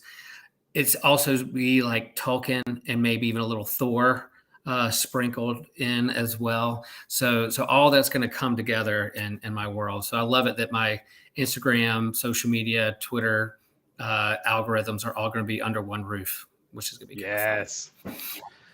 Oh yeah, theologybeer.camp if anyone wants to come hang out. It's going to be so much fun. It is the weekend where the final episode of the first season of Rings of Power releases. So we will dig, and we'll dig deep. Hopefully not so deep that a Balrog comes out, but I'm optimistic that there will be a Balrog in the final episode because, Man, yeah. That's a big cleanup. If that happens at the church, that's a big cleanup party after that. If the Balrog shows up, it's over. Sunday morning, they're going to be like, Will, you were Will the Gray, but now you're Will the White. There's going to be a transformation that happened. But you don't have a lot of hair to switch colors or anything, so it's just gonna. No, but I could grow out my beard. I have a little white. I have white in my beard. I have some white. I could grow that out if I wanted to. But yeah, like I do hope. Yeah, like, again, beer camps could be full schedule. Lots going on. I can't wait. I feel like I'm gonna have to train for it, like my sleep patterns and drinking patterns. I'm gonna have to like train leading up to beer camp. But I'm hoping we get to watch this together, this show, and then talk about it together while we're there. Would be pretty epic. Yeah. Oh Yes. All right. So I have two questions for you, Nick, to explain to us that, and then we will pick up. We are going to go show heavy next week with Donna Bowman, but there were a number of people that was like, what's going on with a Balrog whipping a tree and a Cimmeril, and how that gets it down in the veins of a tree and it makes mithril. Like, what's up with that? What's up with that? So this has been the most controversial episode among Tolkien super nerds, because everyone who is open to the show, who are deep Tolkien people, know that a lot of it is going to be original characters. It's going to mostly be thematic. We're filling in lots of gaps until we get to certain plot points. And so everyone's kind of been accepted and been liking the show, and people still like it. But this episode kind of deviates from a lot of stuff. There's a lot of lore breaking things. And so I can't remember the poem of what he says, or some tale that Gil-galad tells at the end that talks about the Balrog fighting, the guy on top of the mountain and Mithril and things. So I think that part of the story is completely made up for the show. That's an original story that they connect to this poem. And so in Tolkien too, there is no origin story for Mithril. And so I think they're trying to connect that in this episode with this poem. And so for those who want to know, Eregion, right, is there with Celebrimbor. We've got Lindon with Gil-galad, where the elves live and hang out. And then we've got Moria, where all the dwarves hang out. And so during that time, which is right, they all want Mithril. Mithril's discovered. It becomes a huge thing. And I think that Numenorians discover it in Numenor as well. So it basically becomes like this resource that lots of people are trading. Political moves are being made, and Sauron himself is one who covets. I think the text uses that language, covets Mithril, and so it is a what kind of turns the gears for big political action in the story and drama. Galadriel's ring, Nenya, when she eventually gets a ring of power, that ring is made of Mithril, and so they're very important to what eventually comes down and why Celebrimbor wants it, right, etc. Why Gil-galad wants Elrond to get close with Doran to get the Mithril.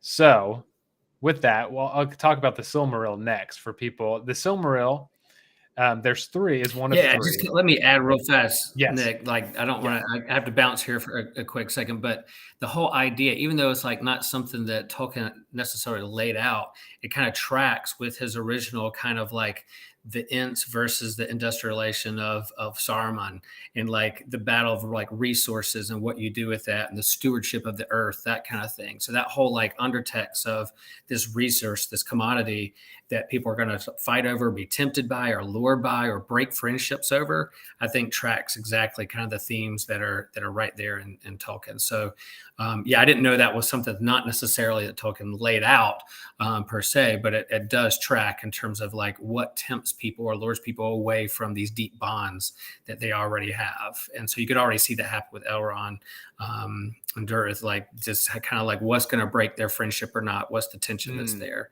And I thought that was pretty well done. There's lightning from the sky that kind of binds all these things together. It's pretty nifty, and love to see where it goes. The scene was but I keep listening. Too. Yeah. Great stuff. It's Thanks, like y'all. See you at your camp. It's like oil, Right, man. black oil or black gold, but Right. it's mithril gold. Yeah, I think what Will said too is real. I think that part of the story, like I said, connects really well. Now, I guess connecting to the actual Silmaril part and saying that Mithril comes from a Silmaril. So in the Silmarillion, which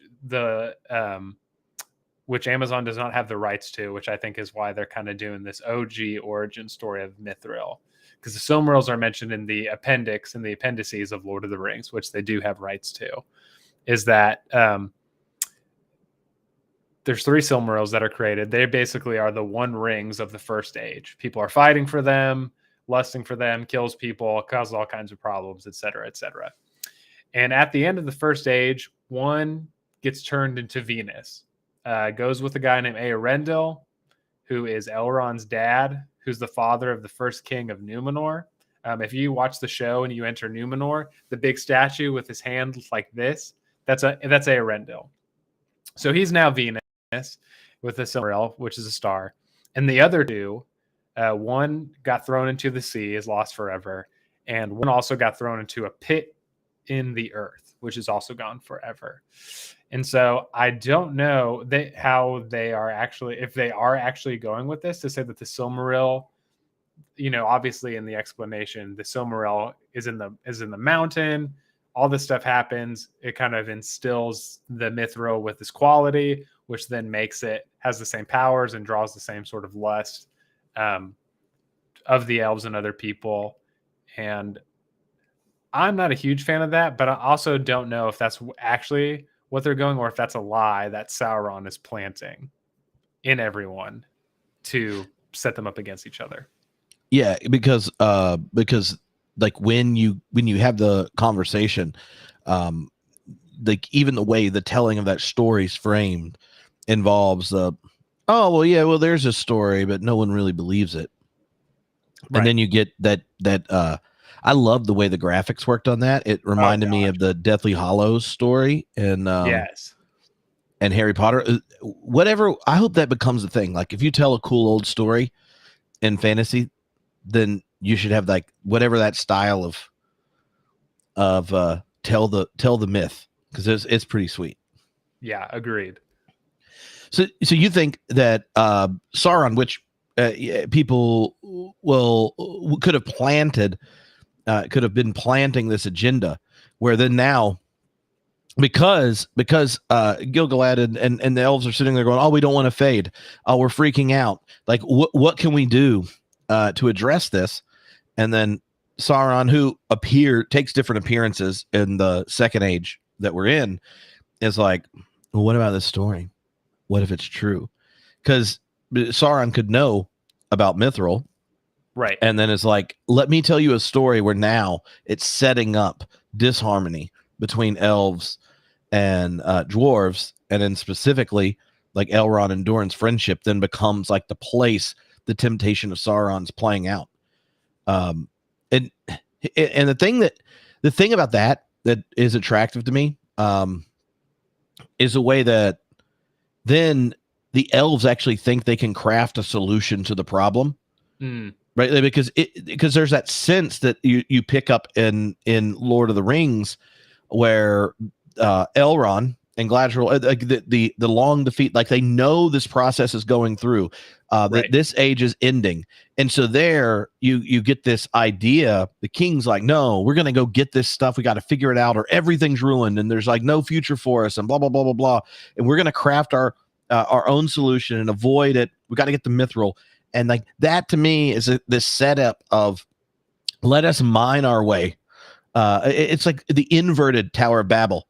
They're going to dig out the power they need to overthrow the big story of God. Like, how are we going to rival the power of gods? We're going to pull up mithril from the ground. And like thinking about how the writer's attention to that kind of ecological theme and the way pulling power out of the ground is intimately connected with industrialization and the destruction of the planet. Like doing a Tower of Babel initiated by the deceiver is just sounds cool. But you know, I spent quite a bit of time trying to come up with a way that at the end of the season, I'm really excited they did this. Yeah, no, for sure. And I've also, because I've listened to a lot of the super nerds give criticisms, which I think are valid. But like you said, even too, with this, because you had texted me about the Babylon thing and this deception for, you know, even with, with them believing that they're fading by spring. I mean, in the first age, Morgoth captures elves at the beginning. And actually, he enslaves a lot of them, but he also sends some back so that he can, you know, kind of whisper in people's ears to spread lies. And, you know, it ends up, you know, he does this for men, he does this for everyone, and it ends up creating internal conflict. And obviously we're seeing that now with even it's being kind of symbolized with the promise between Elrond and Durin, where Elrond just doesn't tell Gil-galad, but he kind of dances on the line when Celebrimbor tells him he knows about mithril. And so technically Elrond didn't tell him reveal the mithril, but he still talks to him about it. And kind of I think that if Durin was there, Durin probably would have considered that a broken promise. Yeah, he was snitching. He was snitching with plausible deniability. If you try to pull that stuff with a good parent, they're like, no, that counts. That counts. Yeah. The other thing that was really unique to me about this episode is the first one you get all the storylines in the same episode. Yeah. And the arrival of the mystics, the three mysterious figures at the end that are hunting for a stranger. The thing that I find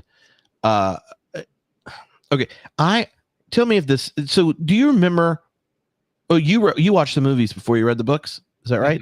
Right. Okay, so when I watched the movies, I mean, I love Fellowship of the Ring so much. I reread everything before the next year, and then Fellowship of the Rings happens. I'm like, okay. I mean, that they missed Tom Bombadil, I can understand all this kind of stuff, but they did nasty to, like, Aragorn's personality is different in the movies, and then they just did nasty to Faramir.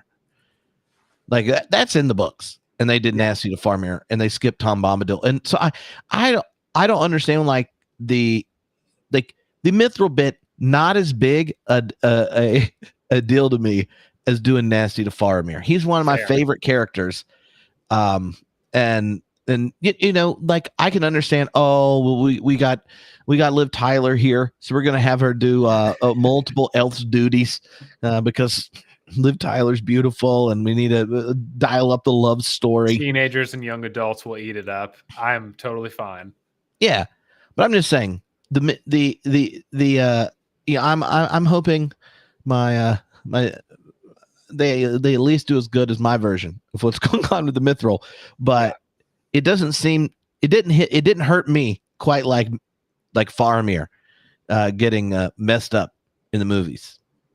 Well, and I think it goes back to what Brian was saying, that if there's good stories and good characters that you like to spend time with, like most of the time the bullet points are usually like kind of secondary or a non-issue. Yeah. And I think that that's something I have done. Like I said, this is kind of the stuff I've been wrestling with the most, but I've been able to take away and say, these characters are pretty solid and it's ones that I still like to spend time with in the overarching story. Mm-hmm. Like, and even at the end of the fifth episode, you can see where characters are starting to move closer to one another, with the Numenorians heading out with Galadriel and bringing Halbrand. And, people are speculating perhaps they show up at the battle with Arondir and Bronwyn. I don't know if that's going to happen, but that would be sick. The Harfoots are moving east, which puts them closer to Bronwyn and Arondir as well, which also the Stranger. So lots of convergence on the horizon, perhaps, which is exciting. Oh yeah. Did you watch the little sneak peek of next week? Yes. Yeah. I was like, oh yeah, we're gonna get a battle. I was worried they're gonna wait till the end of the season and then do like that big battle and they're stretching it out. But I'm like, no. And so that it's happening. We still have 2 more episodes after the big battle. It makes me think that is just the setup for whatever the setup is for season 2. Yes. And I'm like, oh, all right. I'm ready. I'm so ready for some action, dude. I want to see some Numenorians getting with these leveled up orcs. These orcs are nasty. Right. I mean, like, oh yeah, if you're Galadriel, that's one thing. And also her making the Numenorians feel like chumps with the sword bits. That was awesome. It looked like it was like Neo and Legolas had a love child, and we're just like one sword catching 4 swords, flipping people. Yeah, straight up Morpheus is just yeah, straight up. I know Kung Fu. Yeah. Oh man, that was so. What was the highlight of the newest episode for you? The highlight really was Numenor. Like, I loved the amount of time we got to spend there and just see Galadriel and see even like Halbrand. He was in he was forging stuff, and so part of that, I didn't realize someone had talked about this, but because he had sold Galadriel out, he sold Galadriel out for a guild, Iron Guild badge. You got his little badge. That's why he's able to do it. Yeah. And I hadn't put that together until after someone had mentioned it. And so just seeing that in Elendil and Isildur and what's happening there, and then seeing a glimpse into like the evil or like the conniving parts of Ar-Pharazôn, which he's not Ar-Pharazôn yet. But I was just, I loved every minute in Numenor. Well, and I was worried with the condensing of the timelines, how they were going to play this out. Yeah. But it seems to me, right, like that Farazan's all down for going to Middle Earth, and he's like, we gotta colonize this junk. Yeah. Right? And in the because we've already seen. I mean, it's not a spoiler since they've already shown what's going to happen to Numenor, right? Like that place gets wiped out, but it's not for no reason. And so, like, one of the things I was worried with the condensing is that people are going to be like, come on, really? Why'd you have to do that? Why'd you have to make them go Atlantis style? But if in the middle of this, setting up for this giant battle against Sauron and company, you decide, well, we could monetize this. Yeah. I mean, and, there's nothing about him that makes me think he's going to try to avoid slave labor either. He's going to exploit it. He's like, we can set up trading posts. We can make money. You just saw there's the Scrooge McDuck like dollar signs flying across his eyes. And so that to me is going to be fascinating that now you have characters that we're interested in being brought in to the kind of turning of Numenor into the like proto-imperial advance. And at the same time, they're showing up at where the orcs are coming. Like, you're going to see the growth of both of them in the same time in ways that you don't get tons of details about it in the text. It's kind of like, here's the agenda and they go bad and stuff, but not sit there for a couple seasons while you slowly see these characters we know being a part of these stories.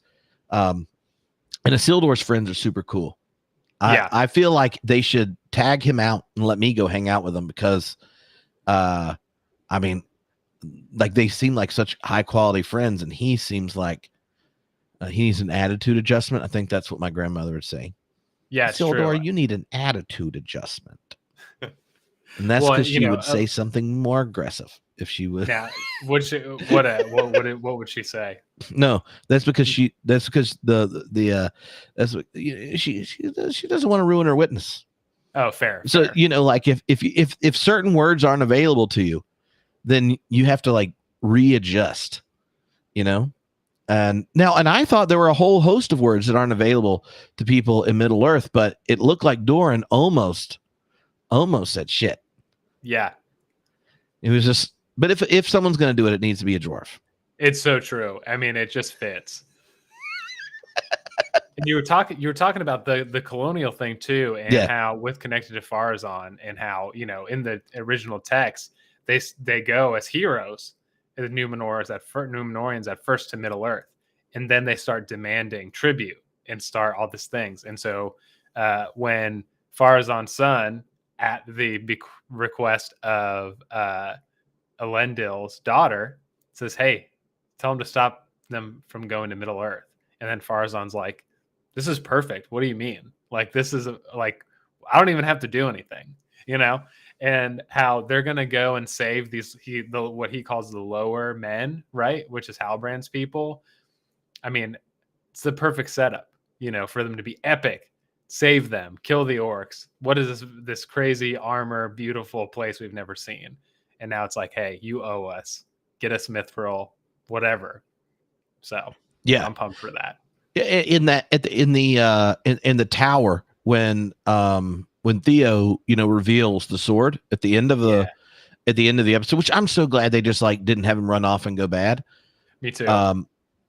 That scene actually makes me think of Tolkien's reflection on how Gollum had a point, had an opportunity to repent and then doesn't, and Sam kind of doesn't help that situation. But there, what does he say? He says, it took me 200 years, as an elf to get the courage to kind of face this. And what are you, 13 kind of thing? Yeah. That kind of affirmation and him realizing, right, that because he's been watching from the tower and seeing them, like, yes, we did see how sharp your knives were and how many there were. And we're like being the elves lurking, but I've discovered y'all are much more than this and you're worth fighting for. And it took me, 200 years to be able to face these kinds of things and see it clearly. And you're starting to do it now. That was like one of those like super epic. If he was his youth minister, I mean, I don't know if elves are youth ministers, but like if you think of like a little teenage boy, he's probably a freshman in high school, and he shares about it, then pulls it out and you find the tower, right, like looks like Sauron mask underneath it, and then shows the like a human being sacrificed. The idea that we could end up with a story where like the pairs of friendships are trapped between the human sacrificing and connected to Orc Sauron army and the colonial imperialist one, both of which their agenda involves the destruction and pillaging of the planet. Like, come on, that's on point. That is like it's so Tolkien, but it also like plays it out using the outlines that are there for this age in ways that kind of force us to go like, do we have other options from the colonialist agenda and the stories we tell ourselves, because they are lower men, we're just spreading democracy or freedom, right? Or like, I'm sure everyone's thrilled the World Bank just showed up and all these kinds of things. And then on the other side, the people you just know are pure evil, right? Who've already been humanized in some sense, right? Through Adar and the kind of like learning to see more of the culture and such of the works. I don't know. That's why I'm just telling myself the mithril bit could be redeemed, but if not, it's just the equivalent of a Faramir. Is it like mess up because at the end of this episode, I'm more excited for what season 2 is going to do, since it seems like the condensing isn't getting rid of the new world of Numenor becoming the new world order, and through economically centered colonialist expansion. But luckily, Nick, we would have no idea what it's like to be a citizen of a place that does those kinds of things. Yeah, simultaneously, living the quote unquote good life while heading uncontrollably to our end. Yeah. I love that you said that with the Babylon thing, and I had thought about it too, where even in our conversation, where I think the mithril, if it's mischaracterized, kind of like Faramir, it's still going to serve that purpose of bringing those, Babylonian type, or sorry, Babel, sorry, the Babel Tower, and Babylon too. But in the Silmarillion, Luthien, when she comes back from the dead with Beren, she chooses basically a mortal life as an elf. She gets her and Beren end up with a Silmaril, and so it makes it the most beautiful place in Middle Earth, which is called Beleriand at that time. And because of that, it quickens their death. And so because of the power that it has, and it quickens them. And so I think those type of themes are everywhere, right? The Arkenstone is like that in The Hobbit, the Rings of Power, the One Ring, et cetera, the Silmarils. And that's how it goes. And I think we're going to see hints of that throughout this series, because even in like Rivendell and Lothlorien, the only reason those things are able to be preserved are because of the rings, but also it leads to the downfall of those elven societies, that they basically have to leave that world. It's like that.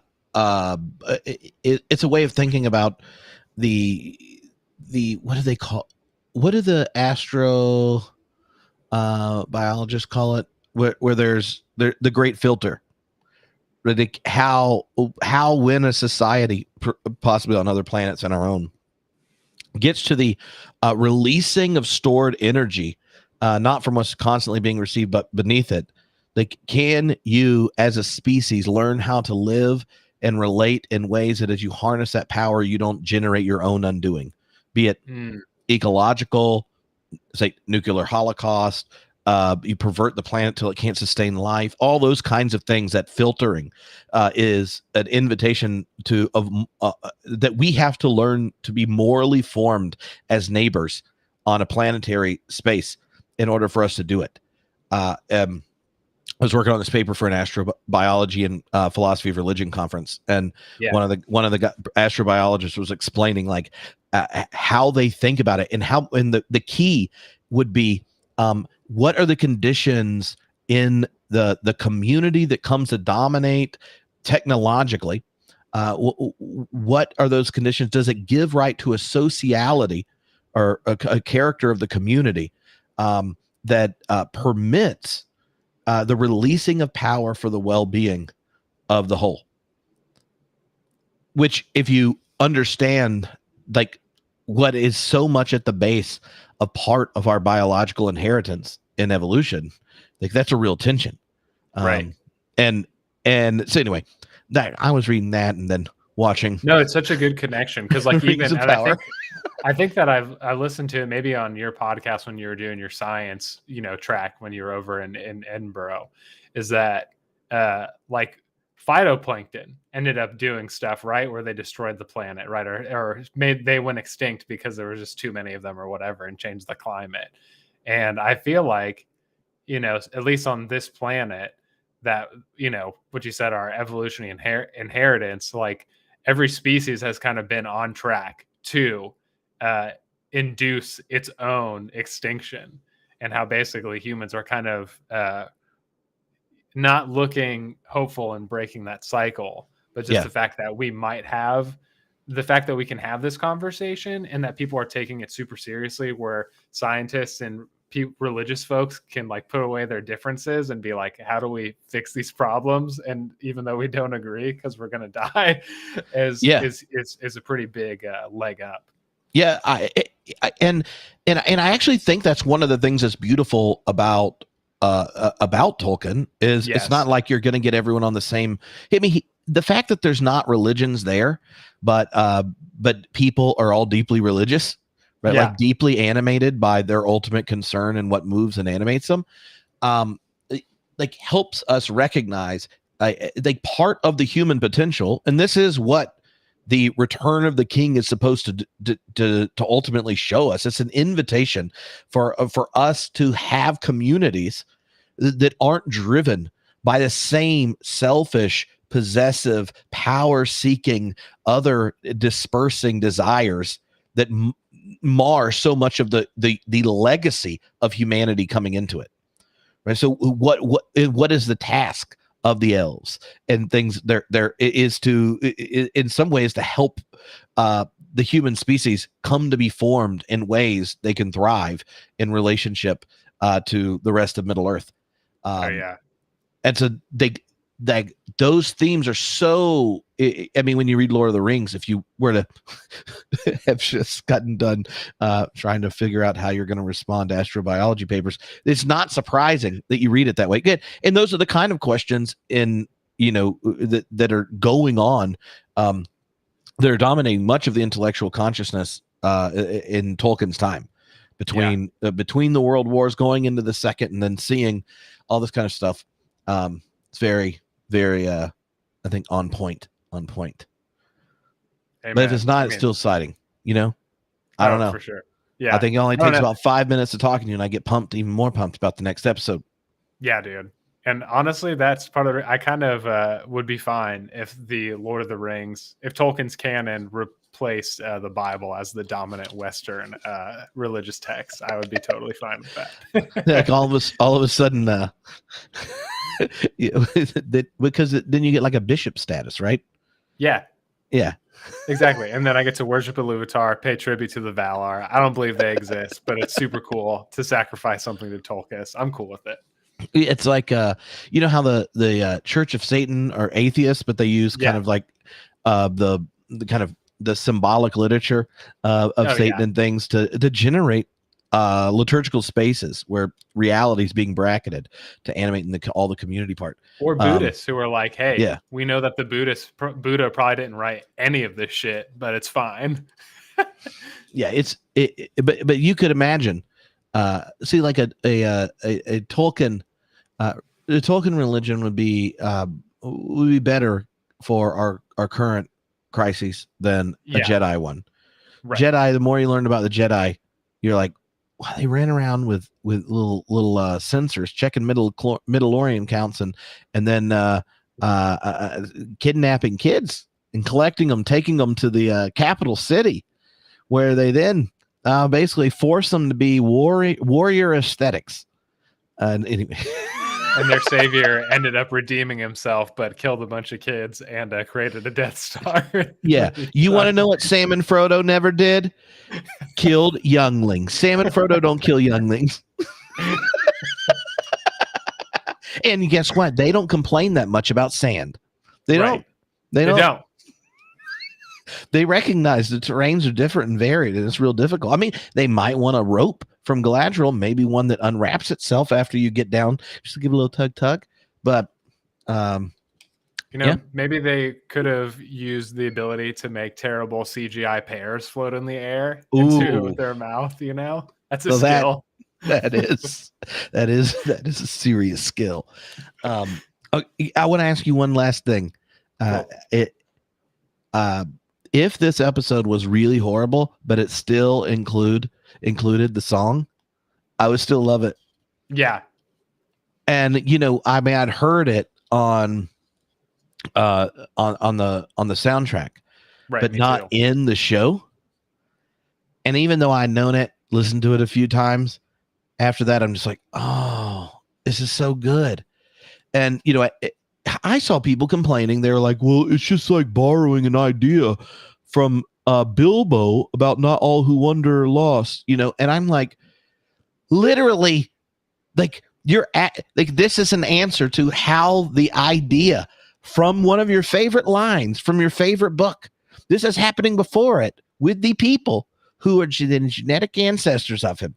Do you not find it fascinating that those images and language are being pulled? That is like Marcionite Tolkienites, just like how in the early church, the heretics, they were like, Jesus isn't Jewish. We don't need the Hebrew scriptures around. We just need a few of Paul's letters, Luke, and then we'll tell everyone the Jewish God is not the real good God. That one has serious problems. That was called heresy, Marcionite.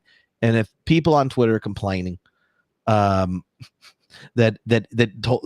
Tolkien story actually should animate what was happening before, see, I'm just saying. They were complaining. Enjoy the damn song. Just enjoy the damn song.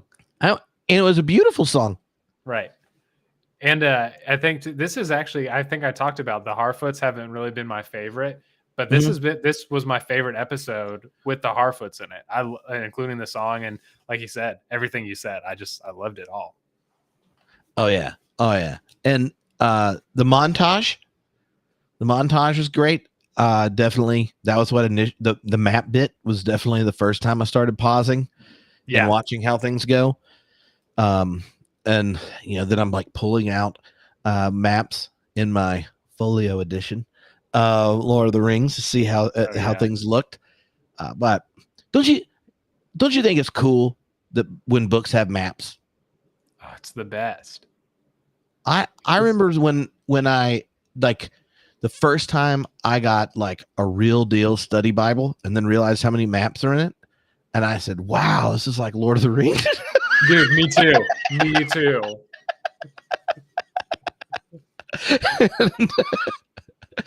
And I'm just like, I'm guessing it went the other way around, but yeah. Well, and I'm directionally challenged too. And so to have a map that I can reference, it helps me keep track of the story, which just makes it more real for me. Yeah. Yeah. Oh man. So the last bit on the Harfoots, I wondered what you thought. You mentioned the ice thing. What do you think all the mystics are up to? Those 3 creeps that are out going to the thing. Like I had so many different ideas that came up with that. It just seems so open that, again, I'm just ready to watch the next episode. But yeah, I could read that scene where they're doing something good or doing something bad, and like what's going on? Are they like who are they working for? What's their big agenda? There was like just enough to make me wish I knew more. Yeah, same. And so because I've kind of been, I want to hear what you think. What are some of your thoughts? Maybe some things obviously we don't know. What you're like leaning toward, where you're like, if this happened, this would be cool, or yeah. Okay, well then you can tell me, because I don't like listening to lots of other Tolkien podcasts, because then I feel like they might ruin something for me. I just like to text you and a few friends, and then rewatch the show 3 or 4 times. Heck yeah. So my current version is connected to my new theory on The Stranger. Okay. So you know how that it's already been established that each time, like Gandalf the White comes back, he's a bit fuzzy on details. We don't know how long it took him to get his updated download or whatnot, where he's like, oh, Gandalf, that's what some people used to call me. And what if you're taking something like that, The Stranger is that way, but you don't know which way he's going to go yet? Is he going to go good or bad? And these people, probably Easterlings or something, maybe they've had some previous encounters. They are part of a Sauron cult, and that's what and Sauron has intentionally like given the sign to whichever of the Ishtar who something basically it's a setup. So maybe Sauron took one out, knows he's going to get thrown back, and in that time has these keys, just like the map is in his sign. They are agents to basically grab in who knows how they're going to work all the levels of power ups, but grab some powered person who, once they're embodied, they got to figure out things, learn the language. He obviously like freaking out that he has so much power, but then how does the fire and the stuff where he's like got this, he's learning. He's got it. In next week we have a montage where he powers up, passes his language exam. But like if he could go either way, then it's kind of like the context and the community they're in kind of ultimately shapes and those relationships. So what if these people are the ones via in the East, Sauron worship, probably sacrificed some humans before or whatever. They are like the recruitment team, the missionaries to go grab high-powered angelic figures recently incarnate and then raise them up in Sauron cult space. That's my seems too complicated for the TV show, but in my head, it seems like a lot of fun. And then you realize the Harfoots are actually doing something to turn whichever figure it is that is ultimately a stranger, towards cultivating the new incarnation toward the good. Yeah. I love, because I'm still on the Sauron train. And so I think that your theory is something that I really like, as far as like Sauron kind of coming back being fuzzy, not knowing, and then this cult kind of watching for his sign and kind of teaching him how to be a person. And part of it too, they've been so sneaky, everything's been so mystery box that I could see them making it look eerie and seeing them be good guys or something. But I don't get that sense. They look too eerie. I could see too, one of the things I had thought about was like, if I'm wrong, if the stranger, is Gandalf or a blue wizard, that what if these three cult members or whatever they are almost like anti-Astari? Like what if I'm even thinking of like when Moses goes to Pharaoh and does all the stuff, and then the magicians are like, oh, we got this, we can do this too.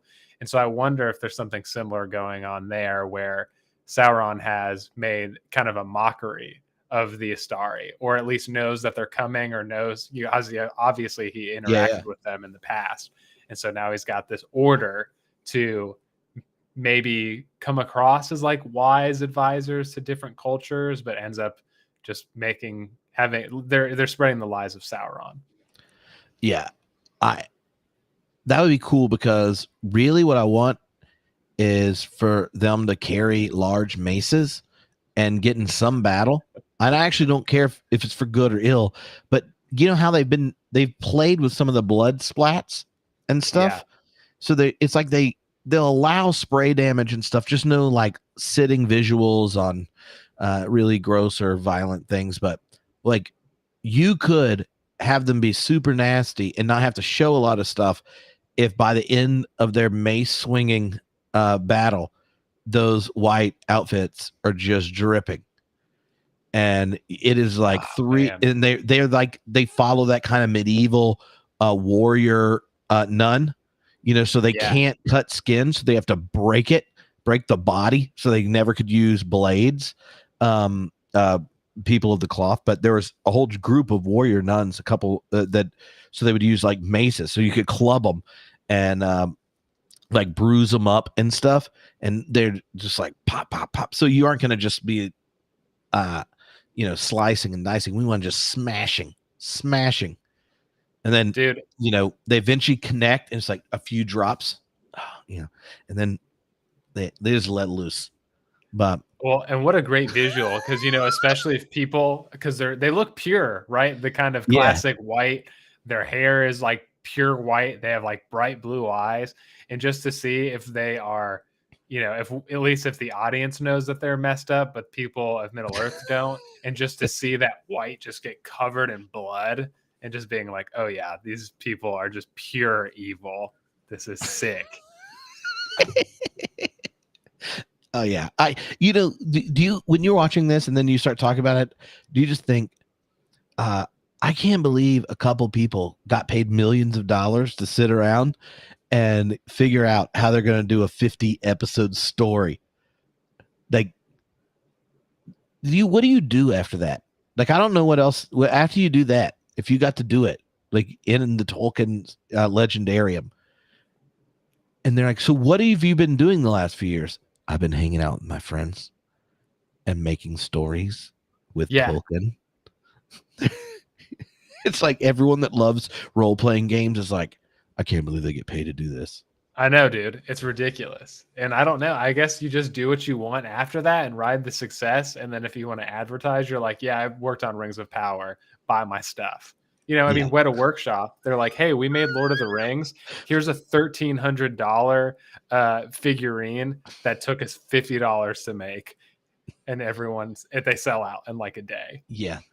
Those kind of things can happen. But they could also just answer my prayer and say, oh, we're actually going to spend the next 5 seasons doing Lord of the Rings and like direct translation.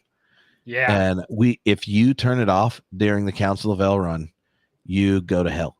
Yeah, 100%. You go straight to Tolkien hell. Yeah, because you're just, and they're like, no, why are you going to have all this? And then they go, do you remember how we do the myth cutouts?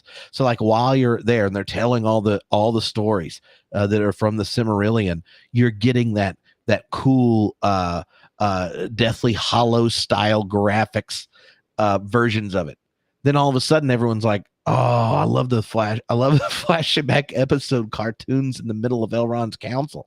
Yeah. And they start singing, and slowly, like the smoke in the singing room shifts colors, and then there's like Baron and Luthien and all that kind of stuff. And you can mess with the art. You need to be in that writer's room. And I'll do it for half of whatever the current people just did.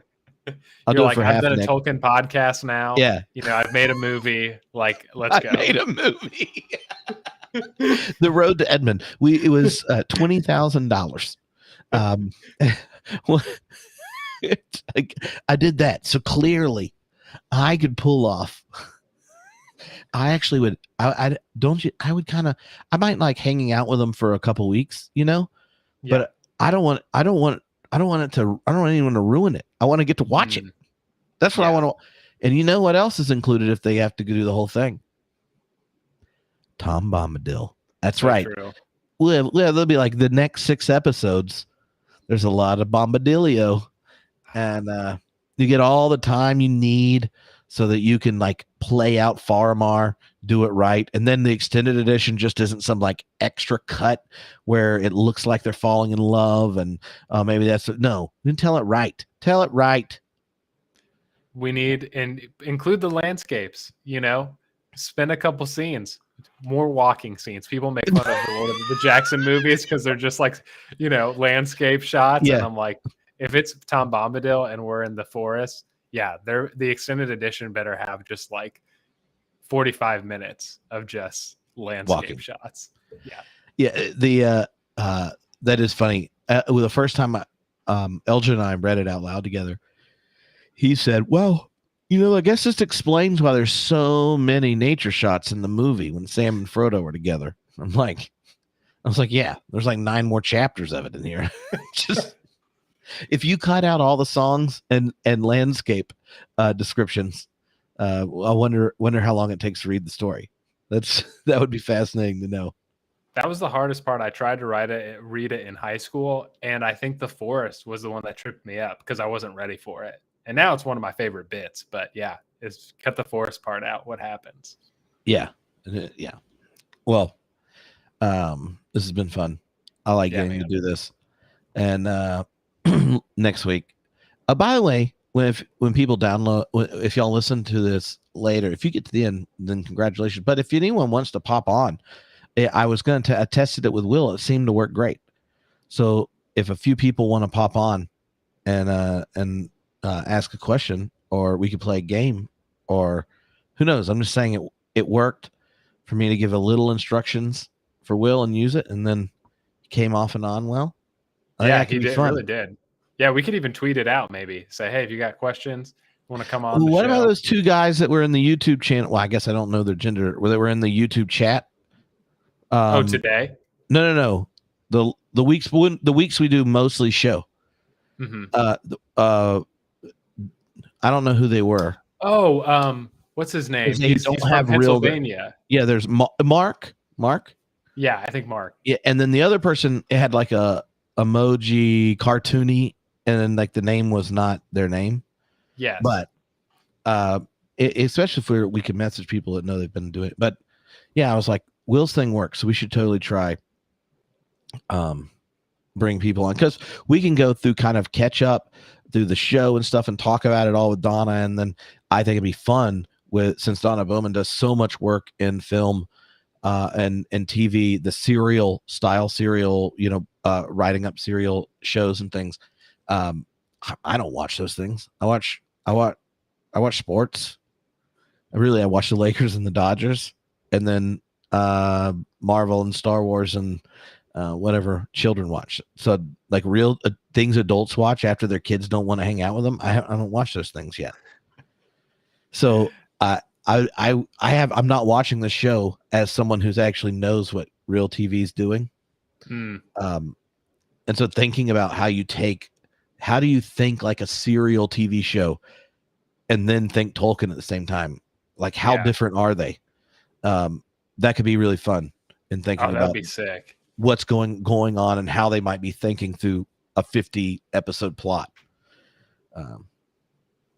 But I also want to ask, I'm going to insert, because I heard the last interview you did with her that she was in a punk band at one point. Oh yeah. And I need details on the Donna Bowman punk band. Oh, well, it'll happen. It'll happen. She doesn't mind talking about it. So,